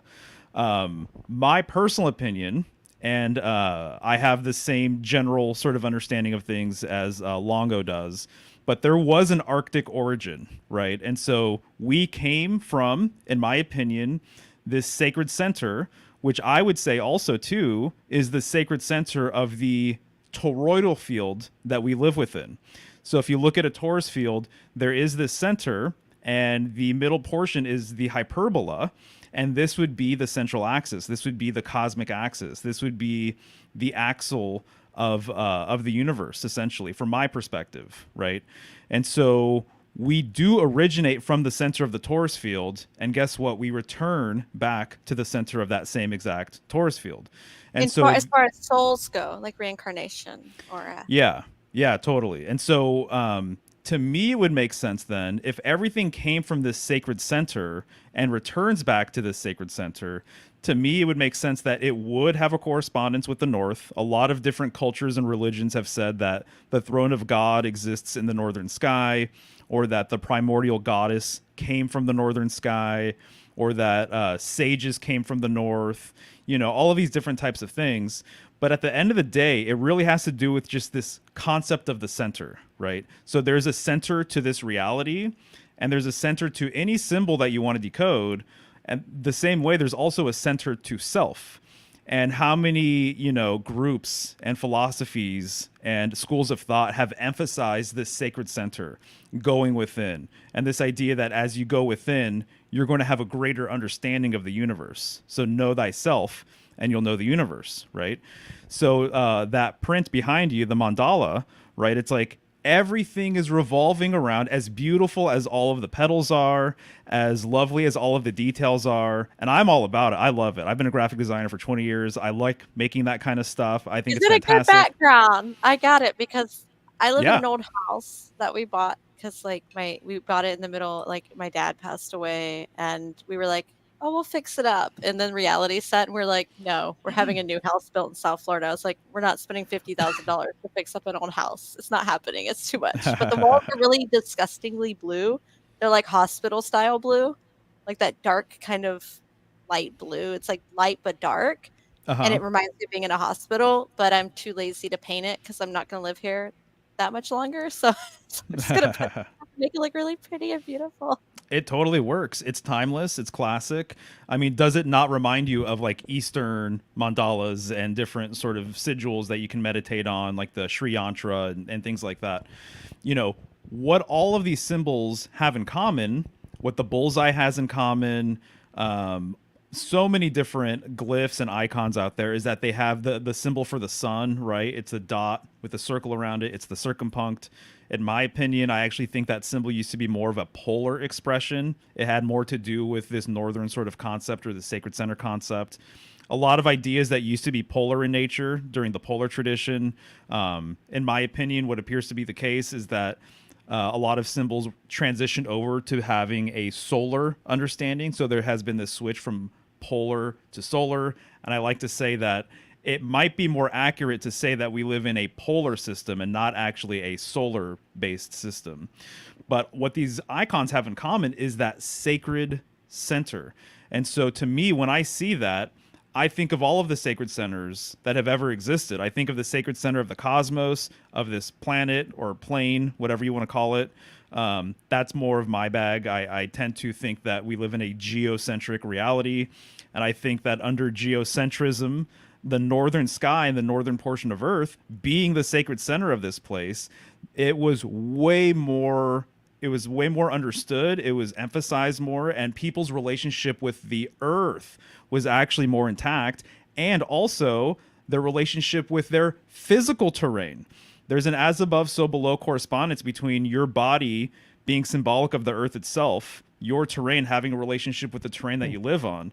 And so to me, everything more than likely during the polar tradition or geocentric era, which I think that they're kind of one and the same personally. I think when you think about geocentrists of old, they had a more polar understanding of things.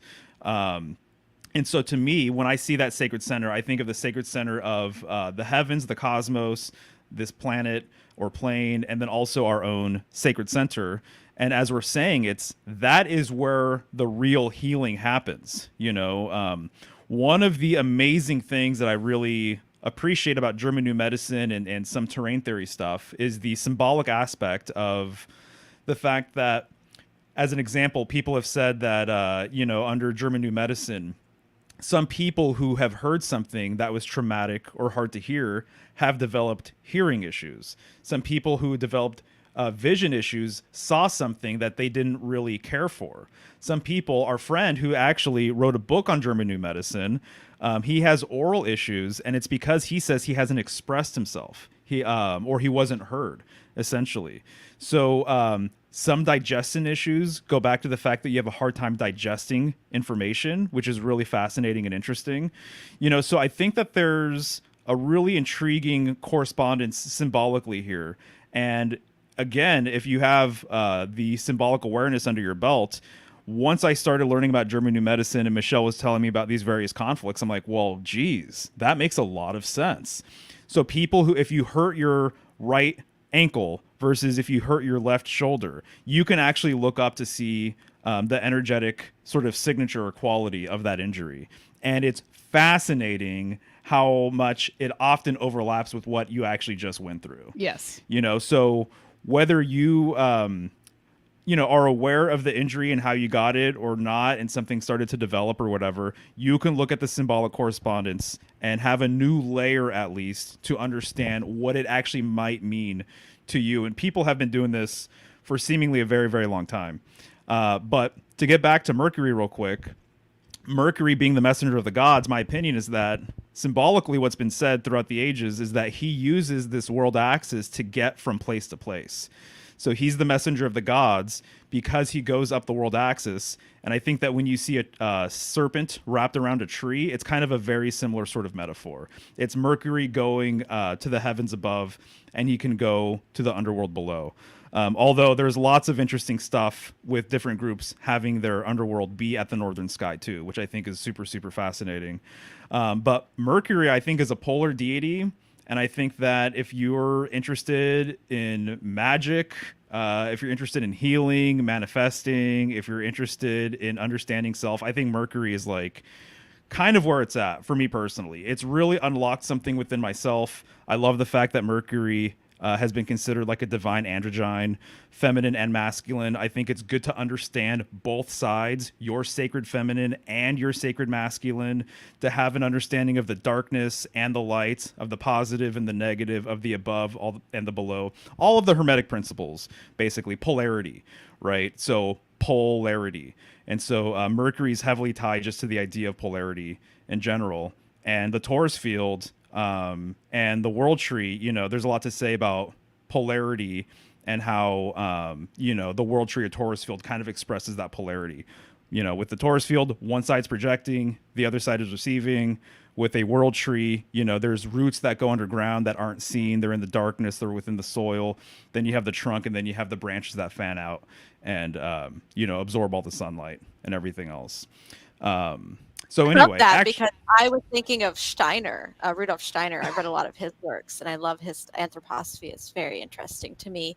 And he talked about the heart, and I know Dr. Thomas Cowan did a talk on this too. It might still be on YouTube. It might have got taken off, where he talked about how he was really just talking about Steiner, essentially. And Steiner had written about the heart, because I think of heart center healing. A lot of people have talked about that. I think they call it heart mapping. And it's this whole, and I haven't really gone deep into what it is or how it works, but a lot of my friends have, and they said it's been very healing for them. And essentially, Steiner said that like the heart's not really a pump; it's almost like it has just as much function as the brain does. And I know the ancient. I think my husband unplugged my light. It's okay. It's dark in here all of a sudden. Ooh, and it's not just. It's almost like a second brain, and that's like way better than the white light anyways. I'm not that pale.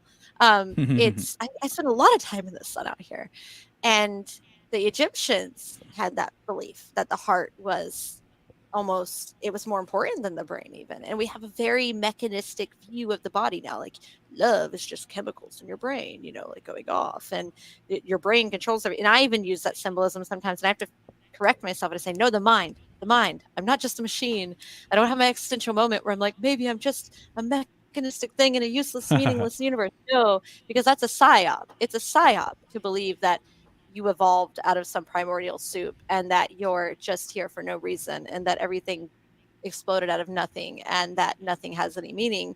Is a psyop to get you to buy shit and try to fill up your life with meaningless entertainment at the end of the day, which is what's making you sick. But back to the polar symbolism thing, which is really interesting, is I kind of think of the heart, and I've studied for a little while now human design, which is kind of like astrology. The guy that created it, he was He was kind of kooky. He mixed astrology with the I Ching, with numerology and stuff, but human design's pretty interesting. And there's a concept in human design called the magnetic monopole. It's also known as Hmm. like identity center in people.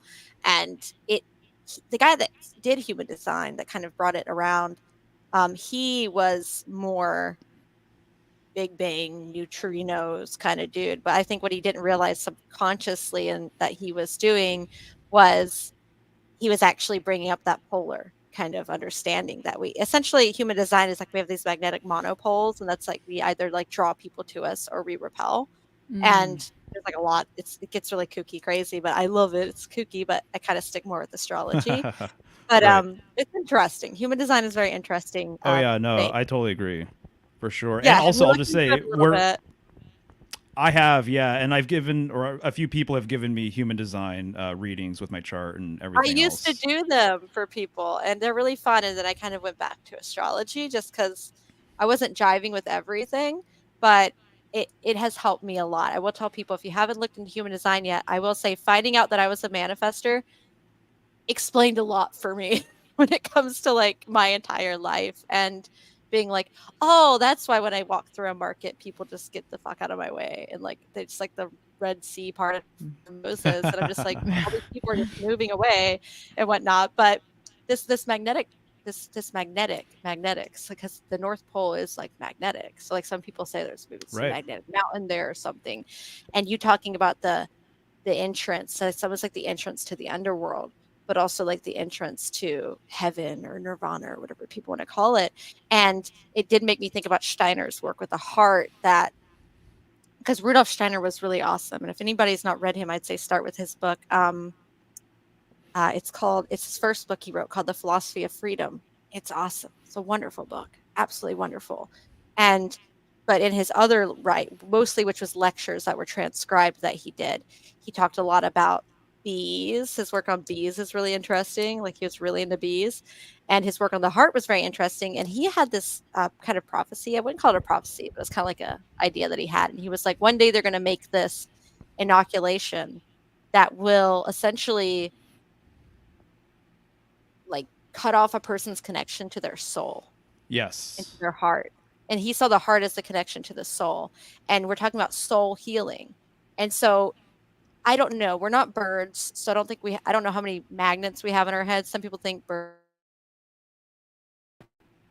know a ton about that because I'm not a bird person. I'm not a what is it, an ornithologist or something? But we have a lot of water in our bodies. We have iron in our blood. So we're affected by magnetism to some extent. And I've heard of Oh like yeah. magnetic healing and things like that. So if there is, well, obviously, then there's this magnetic pool, then there's some association with that. And when we look at the planets and the wandering stars, whatever we want to call them, as being these electromagnetic portals almost that are sending energy to us, then we could almost see that as coming through to the plants, and then we ingest the plants, and we're kind of taking this energy in, and it's almost like that kind of life cycle, like how it was explained to me by somebody once. When if you eat a steak, you're not just eating a cow, you're eating the grass it ate as well. You're eating everything Right. it ate that it took in. I'm trying to explain this in a way that makes sense because I'm trying not to sound too crazy for people, but I do feel like I believe personally that the the way that astrology really works is that we have some kind of, and I mean it can't really be completely mechanistically explained because it is a spiritual science as well, but on a mechanistic level there is some kind of electromagnetic frequency going on there from these wandering stars, from these celestial bodies, if they're connected to this polar system, to these toroidal electromagnetic, ionospheric, energy that's going all around us, then there's something going on there for us. And the more that we can understand, like you said, the symbology and also seeing the reality of the world that we live in, it's going to help us understand that there is something going on here. Because when you live in this very mechanistic solar system, the sun is the center of everything. you lose your center, and now the brain becomes the center, and the chemicals in the brain, and oh, you're depressed, you have to fix those.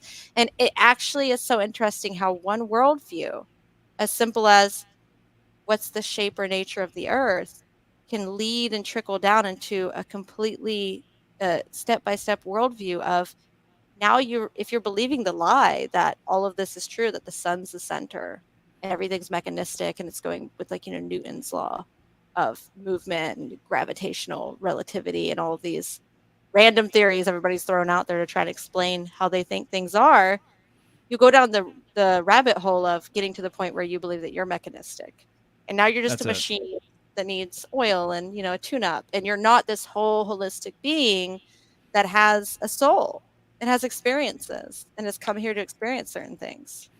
That's it. So Yeah, yeah, yeah. You totally get it. So a few things real quick. Susan Weed, an herbalist, she has this really yeah, great breakdown of the three healing traditions, right? Yep. The current tradition is the scientific tradition. And basically, it's exactly what you're saying. It's like we're more mechanistic, we're more robotic. I kind of look at it at like we're cars in like a garage or something like that. Come on in, get tuned up, blah, blah, blah, Right. whatever. And so, the oldest tradition, though, is the wise woman tradition. And this incorporates the spiritual aspect, the emotional aspect, all of these different types of things, which is why, in part, you would rather be called the medicine woman, Yeah. right? Because you incorporate that for your clients, Right. for people who get consultations. She wants to know what is going on emotionally, just all of the things. Have you gone through any recent traumas, etc.? Right. So 100%, the way I tend to look at it is, under the polar tradition, people were more sovereign because everything is more local, because you have this understanding of self and you have this inner awareness of things. And so under the solar tradition, my understanding is that everything is exported, everything is externalized. So you are more concerned with what's happening outside of yourself, with other people. It's way more communitarian, it's way more communistic, because you're more concerned about other people and what they think of you. And you're more concerned about not rocking the boat, going along to get along, whatever. But to me, sovereignty, I see way more correspondences with true sovereignty and true freedom with a polar understanding of reality versus a solar understanding of reality. That's just me. Also, I was just going to say earlier regarding Mercury and his relationship actually with the world tree, it's really interesting. You take the word three, you remove the H, and you have tree. And three is very much a magic number. And Hermes has been referred to as the thrice great Hermes Trismegistus, right? So the number three is very much a part of the Mercurial sort of well of symbolism, I would say. I thought 23 was the magic number. Discordianism. I really Is that love what they it. say? It's always like I think it's 23 is the number. Yeah, 23.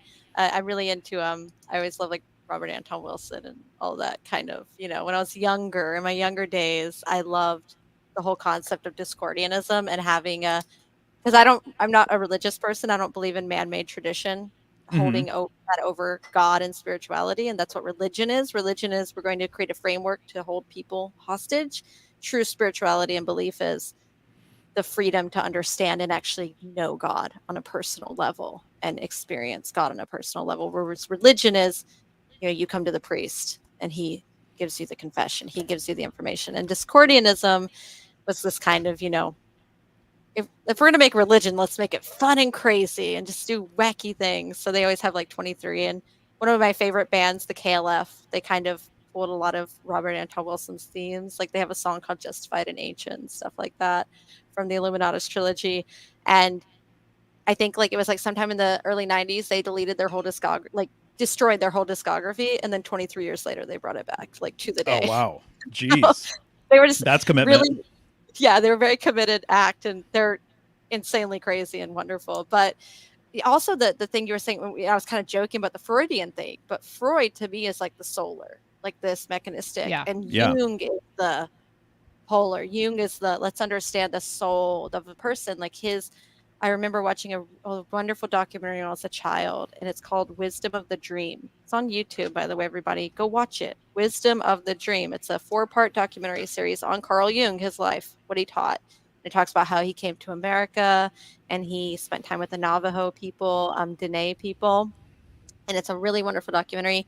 And one of his students who worked with him way back when, she's old at the time. This documentary was made in the 80s, and she was already like 80 something or 90 something. So she's really old doing this interview. And she was talking about how he treated a girl who was abused by her brother. And she thought that she lived on the moon and that this prince was going to save her. And Jung explained to his student, she does live on the moon. The student was like, either you're crazy or I'm stupid. That girl doesn't live on the moon. And then what she realized is that he was saying is that the experience of the person who was suffering this mental breakdown was real to them. And for him to reach them and heal them, he had to enter that delusion to some extent with them and understand that what they were seeing was their reality.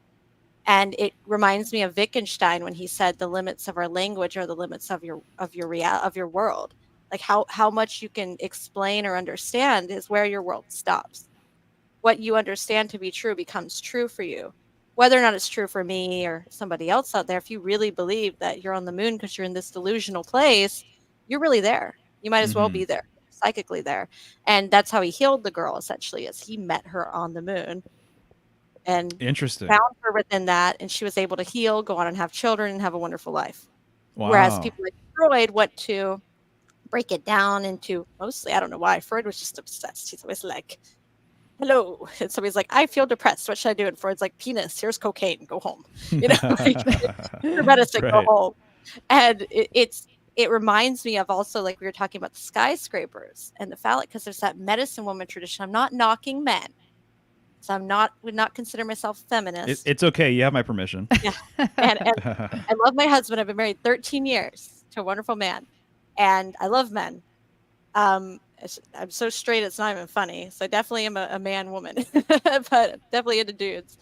But there is a lot of I would say, co-opting of masculinity by the mechanistic society. And when you think of skyscrapers and you think of development and you think of destruction of the natural world in order to create this gigantic tower that somehow speaks about who I am as a human, right? It's this very kind of, I don't know, it reminds me of the poem about Ozymandias, where the man's in the desert and he finds a slab, and essentially it's a slab and it says, my name is Ozymandias, see my works in despair, or something. And the guy looks around and all it is sand. Everything's gone. It's all been, destroyed over time, thousands of years covered in sand. And that's what I think of when I see skyscrapers and a lot of the industrial world. I'm like, oh, this is going to be gone in like 1,000 years. And who knows, it's not lasting, but people build it up. And so we've lost a lot of that medicine woman aspect of our lives and of our reality, where we are so focused on leaving a mark in the physicality of the world, of creating a structure, of being remembered for something. We're not focusing on the present. Whereas I feel like the medicine.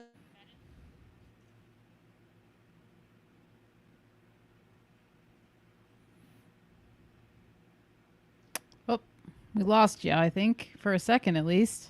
Yeah, we can't hear you. Hopefully people can hear us. Oh, can you hear me now? I'm back. Okay. Yeah, You're yeah. back. Yeah, I was saying I love Susan Weed. She's a hoot. She's intense, but she's awesome. And the medicine woman way for me is like being rooted in the present. It's a very present-centered thing, which is a very feminine thing. It's very feminine to be in the present and, in the moment, in the flow.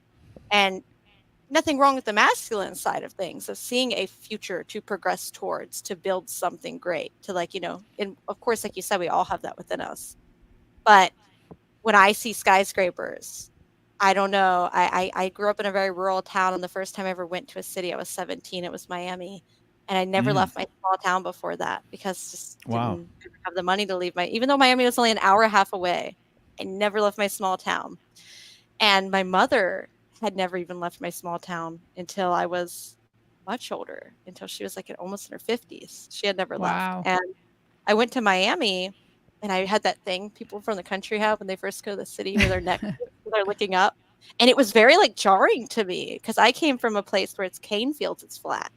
It's like very flat. You could see, and you're in the city and you're boxed in, and there's all of these huge skyscrapers surrounding you. When I lived in Seattle, it was even more like, oh my Right. gosh, huge. And then when I lived in San Francisco, it was like, I was like, what, 21, 20, 21, just turned 21. And I'm walking through downtown San Francisco by myself in the big mall area downtown San Francisco going, there are so many people here.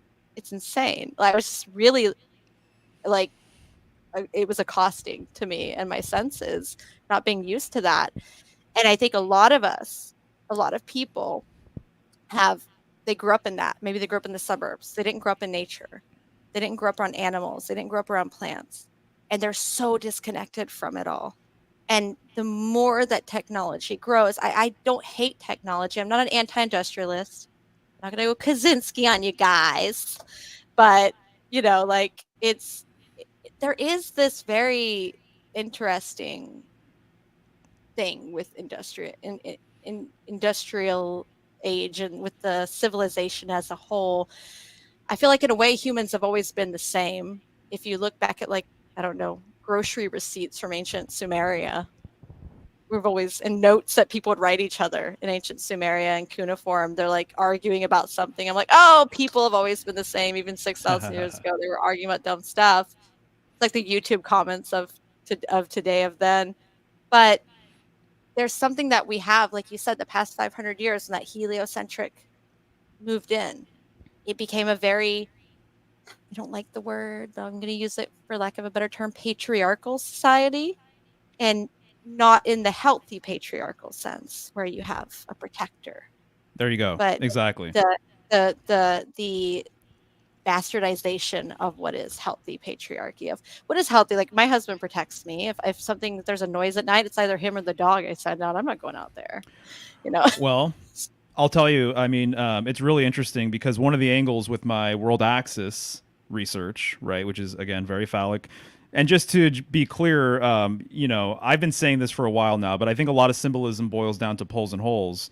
And I think that's what you're dealing with at the north, is that there's a symbolic pole, the world axis, and then there's its hole. So there's a masculine and feminine quality to the north, and that just is echoed throughout how everything reproduces and our sexuality and all that kind of stuff, right? But one of the things that the world axis has been basically associated with is this idea of stability, this idea of order, and also this idea having to do with tradition. And so that's why you see when people create these obelisks or poles or whatever, and many groups have their own variations. And there's so many pole traditions. The maypole is just like one example, right? But they plant it into the ground, not unlike a flagpole, right? And what does that mean? You're putting something into the ground. That's a very sexual thing, you know, the soil being very feminine, and you're putting a phallus, a penis, into that soil, right? And Or so when when the you're sowing, conquistadors came to the Americas and planted a flag, you know, yes, and I have indigenous heritage, and they're like, this is our land now.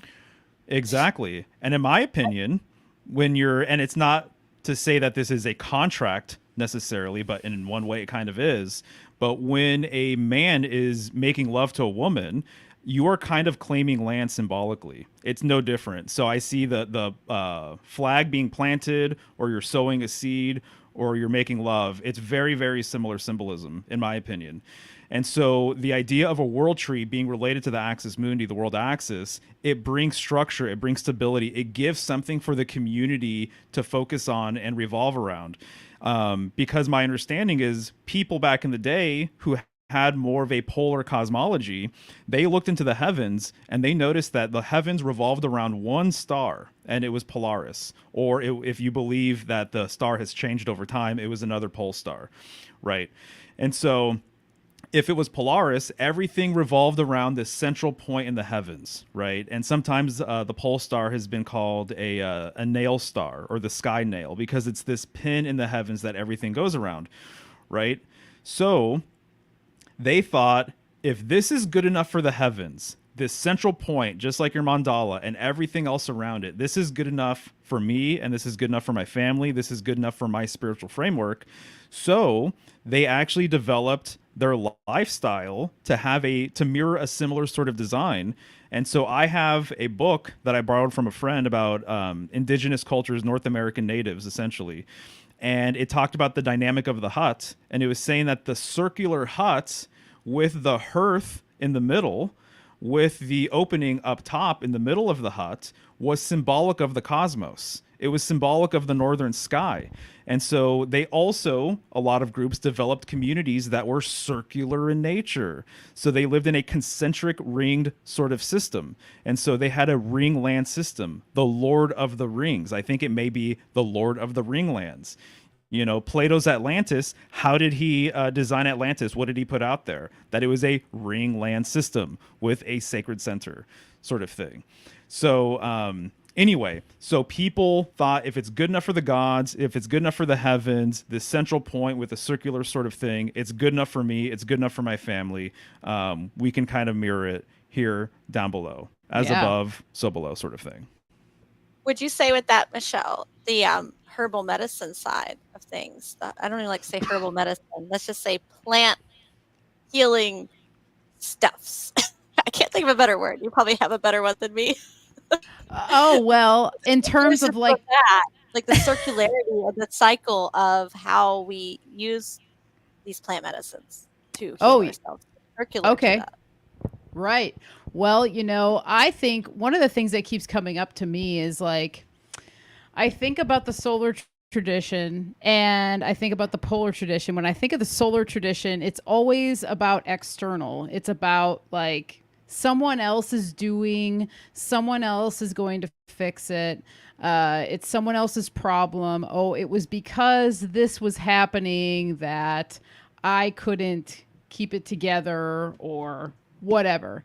And so I think with herbal medicine, with plants are asking you to take greater responsibility for your own health, because you have to work a little bit harder to actually get to them sometimes. You might have to do a little bit more research. You're going to have to use your intuition a little bit more. You're going to have to just wait a little bit longer for it to start working. And it's not to say that sometimes you can take a plant and it works really quickly, or you start feeling it right away. It might raise your blood pressure, or your system might start going, you know, whatever.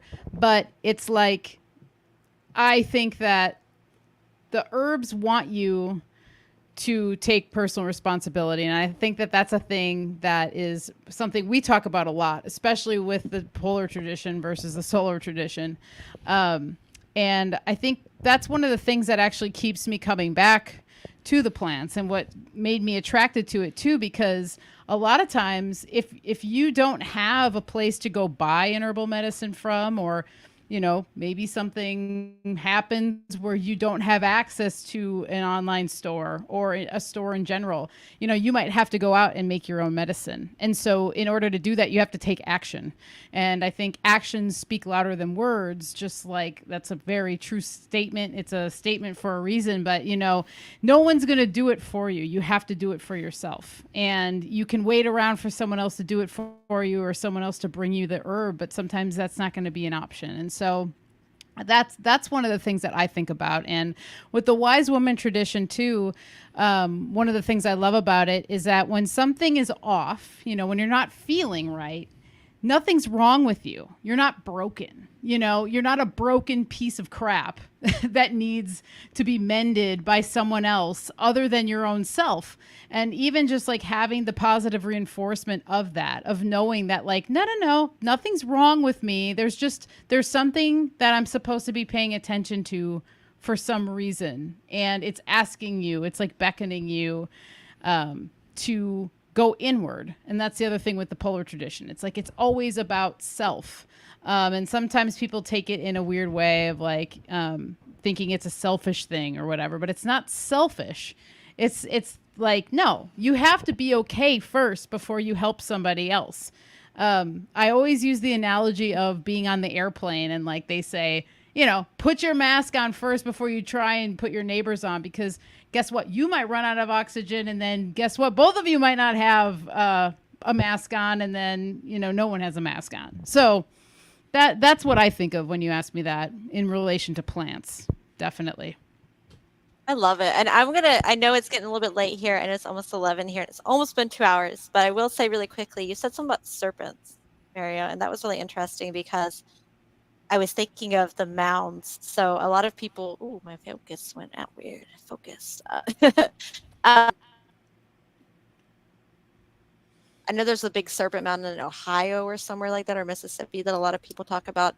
But there's a mound that I grew up close to in South Florida, and it's actually a serpent mound. I didn't realize that. And the serpent mounds are kind of like, I'll try and draw it here. Camera roll, folks, and come on, lordy. There we go. And they kind of look like this. I mean, it's not perfect. I'm just going to try and draw it. It's almost like this kind of symbology. It's like this. Okay. Okay, yeah. Going. So ugly. It's like that leprechaun picture. But no, so that to me reminds me of the symbol of Mercury. Oh, sure. Yeah, definitely. A lot The of people say it's caduceus or the caduceus. The glyph of Mercury. Oh, okay.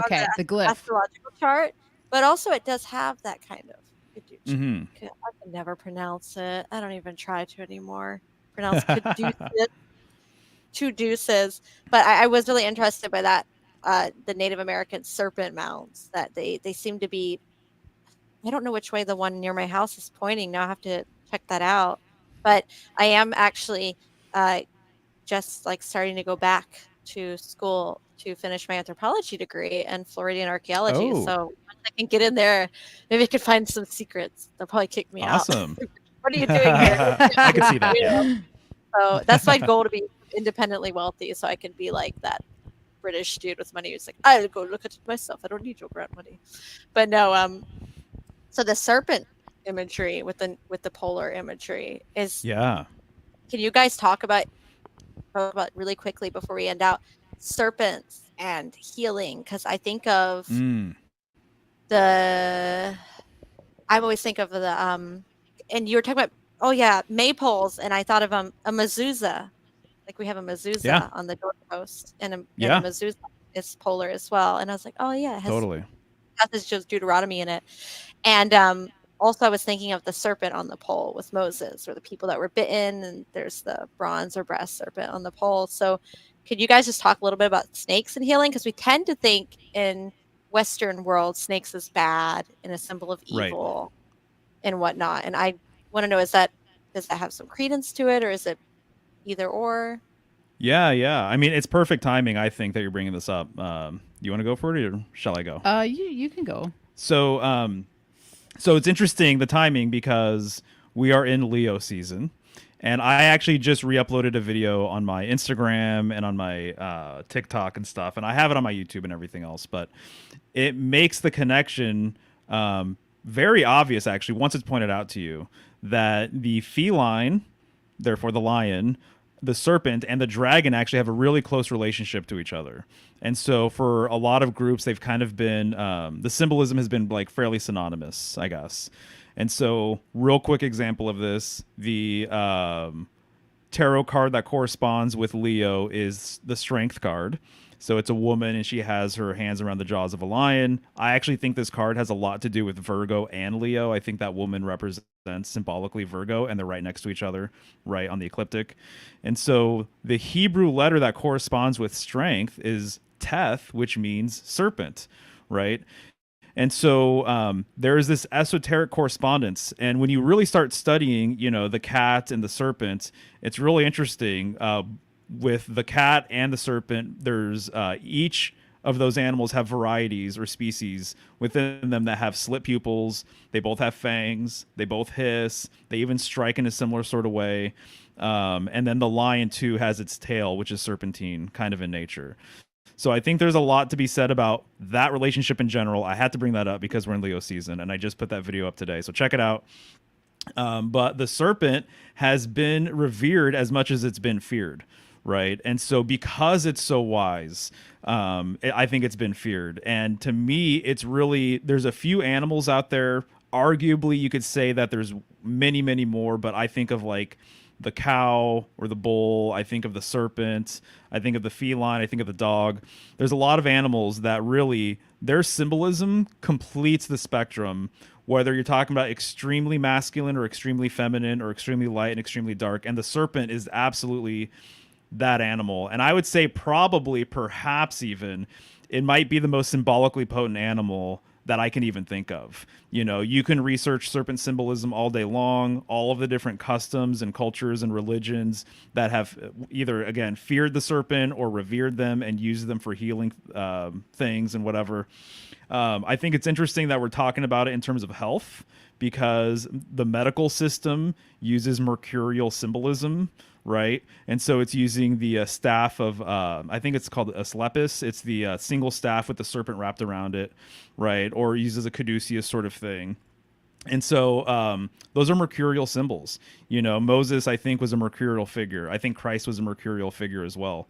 But symbolically, what I've kind of come to, one of my conclusions is that there has always been a serpent associated with the pole or the staff or the phallus or the tree.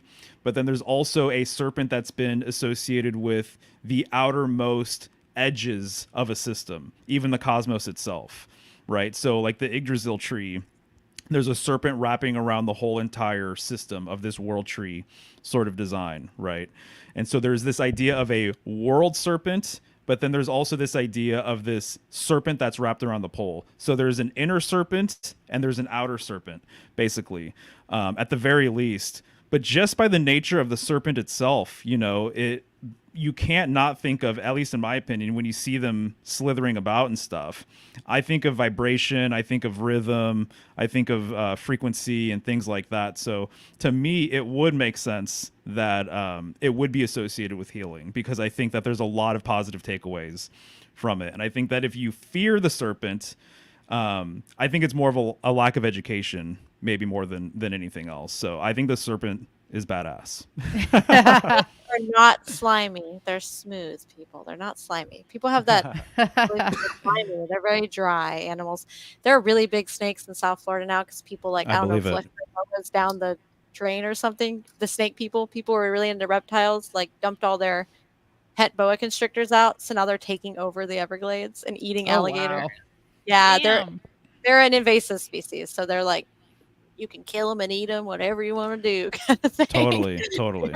But I love them. They're really cool, boa constrictors. But have you heard anything about like venom being used for healing, Michelle? Did people use that in the past in cultures, like snake venom? Well, I was thinking about that, and I can't say 100%, but just one of my kind of thoughts about it would be yes, because it almost could be like the antidote for something, if not the antidote even for a snake bite. If you're looking at it from a homeopathic perspective with like treating like sort of thing, could be. I don't know. I can't 100% speak on that because I get up now. I don't know if there's a homeopathic snake venom homeopathic remedy, but there probably is because there's a homeopathic remedy made out of everything on this planet, Earth, totally, plane, whatever realm. Yeah. Thing. But I bet that it has been used for something. I would think so.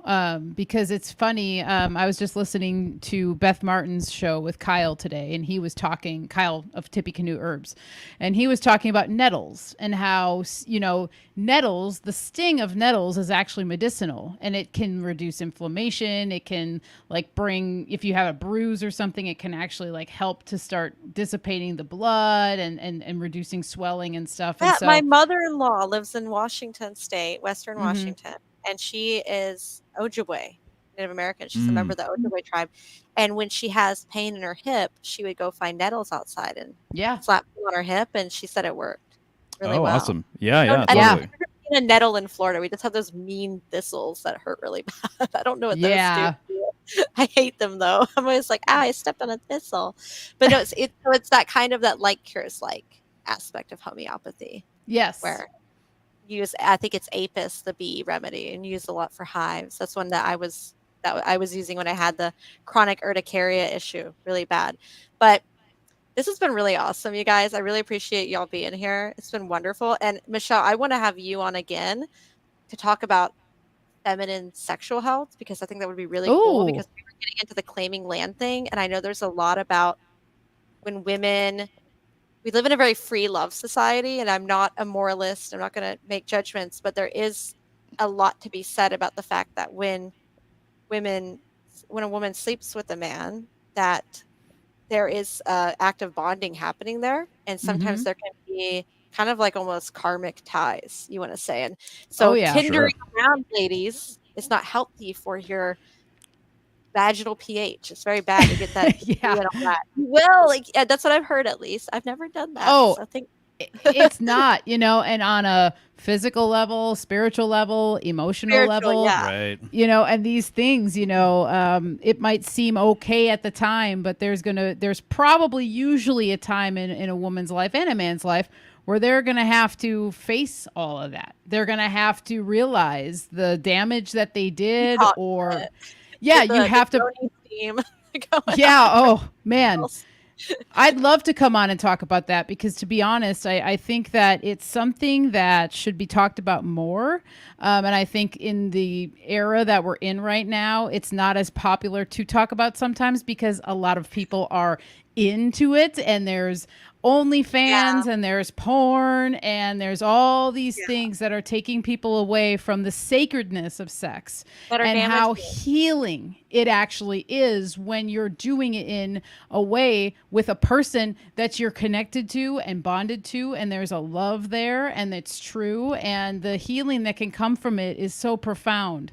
And I think that it's overpassed sometimes because it's hard to talk about this stuff. It's Well, embarrassing. that's why I'd like to All talk about sorts it of with stuff comes up. women because see most people talking about this concept are the alpha male podcasts, which Right. I would not can even consider those men to be anything near alpha male because they're telling women you need to be traditional and sit at home and do nothing and don't talk unless spoken to, but then it's okay for me to go out and get like 30 girls and sleep with them. And it's like, dude, you're literally saying that you do the things you're against. They're so confused. And I'd love to sit down with another woman and have this discussion and say, like, this isn't judgmental. This is Right. trying to help people because Right. there's a lot of judgment there. And I try to I try to make healthy judgments, but not judge people specifically as far as judge actions. And I think people get the two convoluted a lot. Mm. I would love to have that discussion. And Mario, not Mario, Yes, Mario. correct. I'm gonna Yep. pronounce because I said Mario, but it's Mario. Um, it would be really cool to come on and talk about the tarot and the Hebrew letters. And Oh, Oh yeah. yeah. That'd be I fun. am trying to learn Hebrew because my grandmother was German Jewish, and I'm sad that I should. So I'm trying to learn a little bit. Like I have my mezuzah, but like I don't know as much as I should when it comes to the Hebrew language. And I'm trying to find a tutor, like somebody in Israel that I can talk to and learn Hebrew from, because it's important to me on a personal level to learn it. But I would love to have that discussion sometime with Very cool. both of you. Either way, it would just be wonderful. But I really appreciate you guys being here. This has been really awesome. Like I said, this is free flowing, guys. It wasn't going to be like, I don't want any of my talks to be like this, that, like boring. You want to go find that out, go find a book on Amazon. You can probably figure it out. I want to have a cool discussion with cool people. And that's what this was. And it turned out really wonderful. And I have lots and lots of notes scrolled down. Nice. I'll have Nice. to compile all together when I edit this, which will probably take me like 2 weeks, but because I have to take out myself from it. But it's been absolutely wonderful. And do you guys, before we go, do y'all want to like just let people know again where to find you, let them know any projects you have coming up in the future, anything you'd like to end with, and then we can go from there. And I might stand a little bit longer just to read through the comments and talk to people and everything. But yeah, go ahead and y'all have the floor. Awesome. Go for it, Beb. Thank you. Well, thanks again for having us. This was awesome. I really enjoyed talking with you and just getting this conversation ball rolling, and I can see that there's a lot of avenues that will go down. So it's really cool.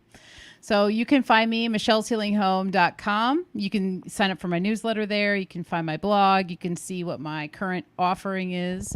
If you want to tune in on YouTube, every Tuesday at 4 p.m. Pacific Standard Time, I go live on the Healing Home podcast. Tomorrow, I'm going to have our great friend Ben Balderson on. We're going to talk about mead and ancient fermentation, and I cannot wait to talk with him. I was supposed to be talking to our friend Cheney, but we had a little switch up, so Cheney and I are going to talk later in August, but it'll be me and Ben tomorrow at 4 p.m., so come and hang out with us.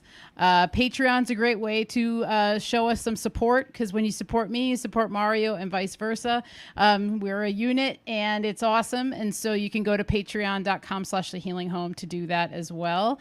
You can find me on Instagram at Michelle's Healing Home.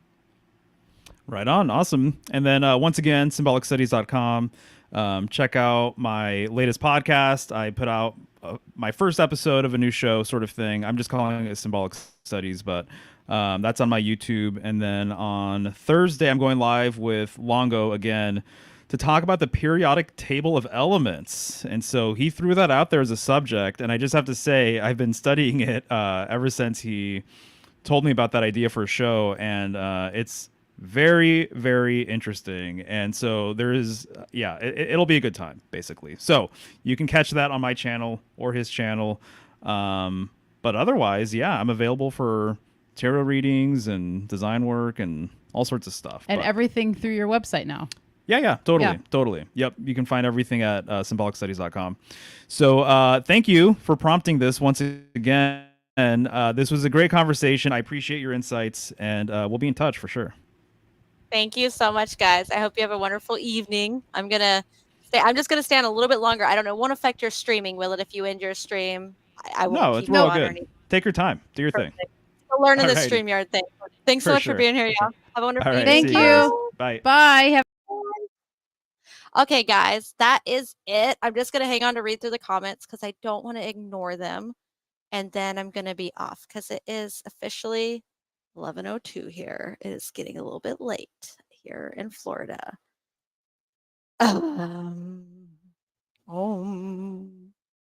Just some people saying hi. I'm just making sure I don't miss any questions anybody had. And if anybody had a comment and I didn't post it up, I apologize for that. I'm still learning how to work StreamYard. This is my first time using it, so I'm still figuring it out. Somebody's here, the branch said the gut controls our immune system. Your gut has millions of neural connections in a form of consciousness. Yeah, that's very true. It is a lot of your immune system is tied to your gut health. So how you eat is very important. And I don't really have like a specific way that I think people should eat. I'm personally not a vegetarian or anything like that. I think it's the more natural you can eat, the less processed you can eat. And the more that you can eat in a way that makes you feel good, and not just on the immediate level of feel good. Like I could say like eating chicken nuggets makes me feel good. Not just the immediate level, but the extended level. Like how good do you feel the next day, the next day, the next day when you're eating certain foods? Do they give you energy? Do they stick with you longer? That's really important. And I also will say to not be hard on yourself. Like don't take your diet and your health work all the way towards the realm of orthorexia, where you're so obsessed over what you eat that if you eat something bad that you like hate on yourself and, oh, I ate a bad food, I'm a bad person. You know, it's okay to have garbage once in a while. It's the world we live in is a garbage clown world. So you might as well have a little bit of garbage clown food. I eat bad food sometimes, you know. I don't see anything wrong with it. I think the worst thing you can do is judge yourself for how you eat, essentially. And then there's some more. Any questions here? Thyroid. Somebody said the thyroid can be. I can click show. Okay. J-Lo here said the thyroid can be ancestral clearing, the lineage, as I've seen it with my own family and I've cleared it. That is true. I do feel like I have a lot of ancestral clearing to do. I feel like I've done a lot of it, and I'm at a point now where I'm like, yeah, you know, the world is what it is. It's all good. So, yeah. Oh, so somebody here said, ask about the vril. that is a really interesting topic, and I kind of want to do a video on that sometime because I studied that a little bit, and I found a really wonderful book called Gray Wolf that is essentially about like how Hitler didn't die in Germany, he escaped to Argentina, and it gets a little bit into the occultism of the Nazi party and all of that, like where they were going to Tibet and stuff. So that would be interesting. I don't know if I'm talking about the same Vril as this person, but when I hear the Vril, that's what I think of as like occultism in the Nazi regime. Um, boop, boop, boop. Ozymandias was the name of the villain in The Watchmen. Yes, yes, they use that. And I'm going to look it up really quickly because I should know the name of uh, the poet's name, but I don't. Yeah, Percy Shelley was the name. Ozymandias, wonderful short sonnet that is absolutely wonderful. That talks a lot about the kind of the meaninglessness behind trying to be this great thing, be this great person, essentially. Oh, somebody said Michelle looks like a beautiful glowing queen. She is a beautiful glowing queen. Speaking of angle of world axis, I think it's at 23 degrees. Yes, so that's the 23, what's big symbology in Robert Anton Wilson's Illuminatus trilogy, which is really funny, kind of nonfiction / fiction book. And if you see like the number 23 and like the 666 comes up a lot in the heliocentric globe model as well.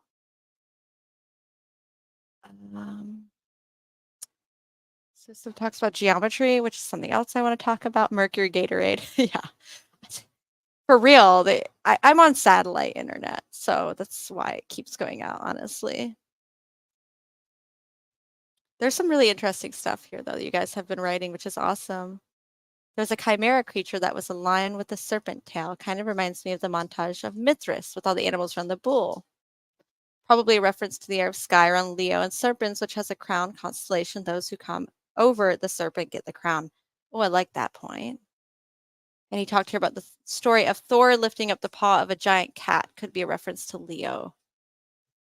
And I liked that Mario was talking about how the lion and the serpent have this synchronicity between them. What's under the Sphinx's paw? Okay, dog, if you're still here, I can't remember his name right now. Oh, I'm like forgetting people's names. The sleeping prophet guy.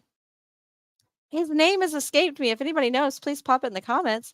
I think he was the one who talked about the Bimini Road in Atlantis, and he also talked about something hidden underneath the Sphinx that we would find eventually. Solomon said all is vanity and vexation. I think this is similar. Yes, exactly. Not that, you know, I like Ecclesiastes. Yeah, Edgar Casey, thank you. Gosh, I'm so blessed. Like my dad was not perfect, but he told me a lot about Edgar Casey and a lot of cool stuff when I was like 5 and young. So I learned a lot of these things. But I will say I love Ecclesiastes, and it's a wonderful book. And some people can take it too far into nihilism, but Ecclesiastes is wonderful in that it reminds us that the present moment is the most important. And I kind of think of it also as the idea of who we could ask what's more important or what's more valuable, a person with high self-worth or a person with low self-worth. But both are two sides of the same coin because they both have the word self in them. And so high self-worth, like too much self, too much of a high view of the self, right? I'm better than you, I'm over you, I'm smarter than you, whatever, right? And then too low of a self-worth becomes this trying to prove yourself, always feeling like you're not enough, trying to measure up.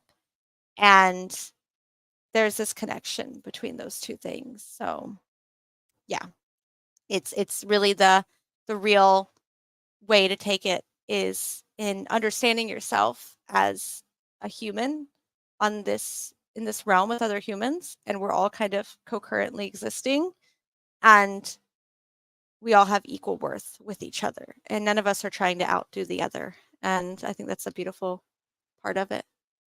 But yeah, I think that is true. All is vanity in some sense. Don't cling to things too much. Don't be, everything is impermanent, but it's also permanent in its impermanence. So, yeah. But I think I reached all the comments. I just want to go over again, not to miss anything here. Just want to make sure I find the comments. Yeah, I think I got every comment. Cool. Well, thanks for coming, guys. Make sure you like and subscribe if you enjoyed this video. I will be editing this down into a shorter video. And follow me on Instagram if you are on there. I'd love to see you. I'm YISYVONNE, Yes Yvonne. As well as if you like writing, go check out my Substack because I put writing up there. Just kind of restarting it. And I just posted a new article today about astrology and technology and human connection. And if you want to support me as well on Substack, I have like a little $5 a month thing as well. If you want to support the channel, support the Substack, I'd love to see you guys there. Until then, I'm going to log off though. I hope you guys have a wonderful night. And I will be live next Thursday with somebody talking about art and spirituality. And I might be live randomly between that, maybe to do like a Q&A or something. So keep your eyes on the YouTube. If you see a live scheduled, make sure you hit the bell icon so you don't miss it. Thanks, Mario. I hope you guys have a wonderful night over there on the other side of the United States, and I'll see you all soon. Bye. Yes, in the broadcast.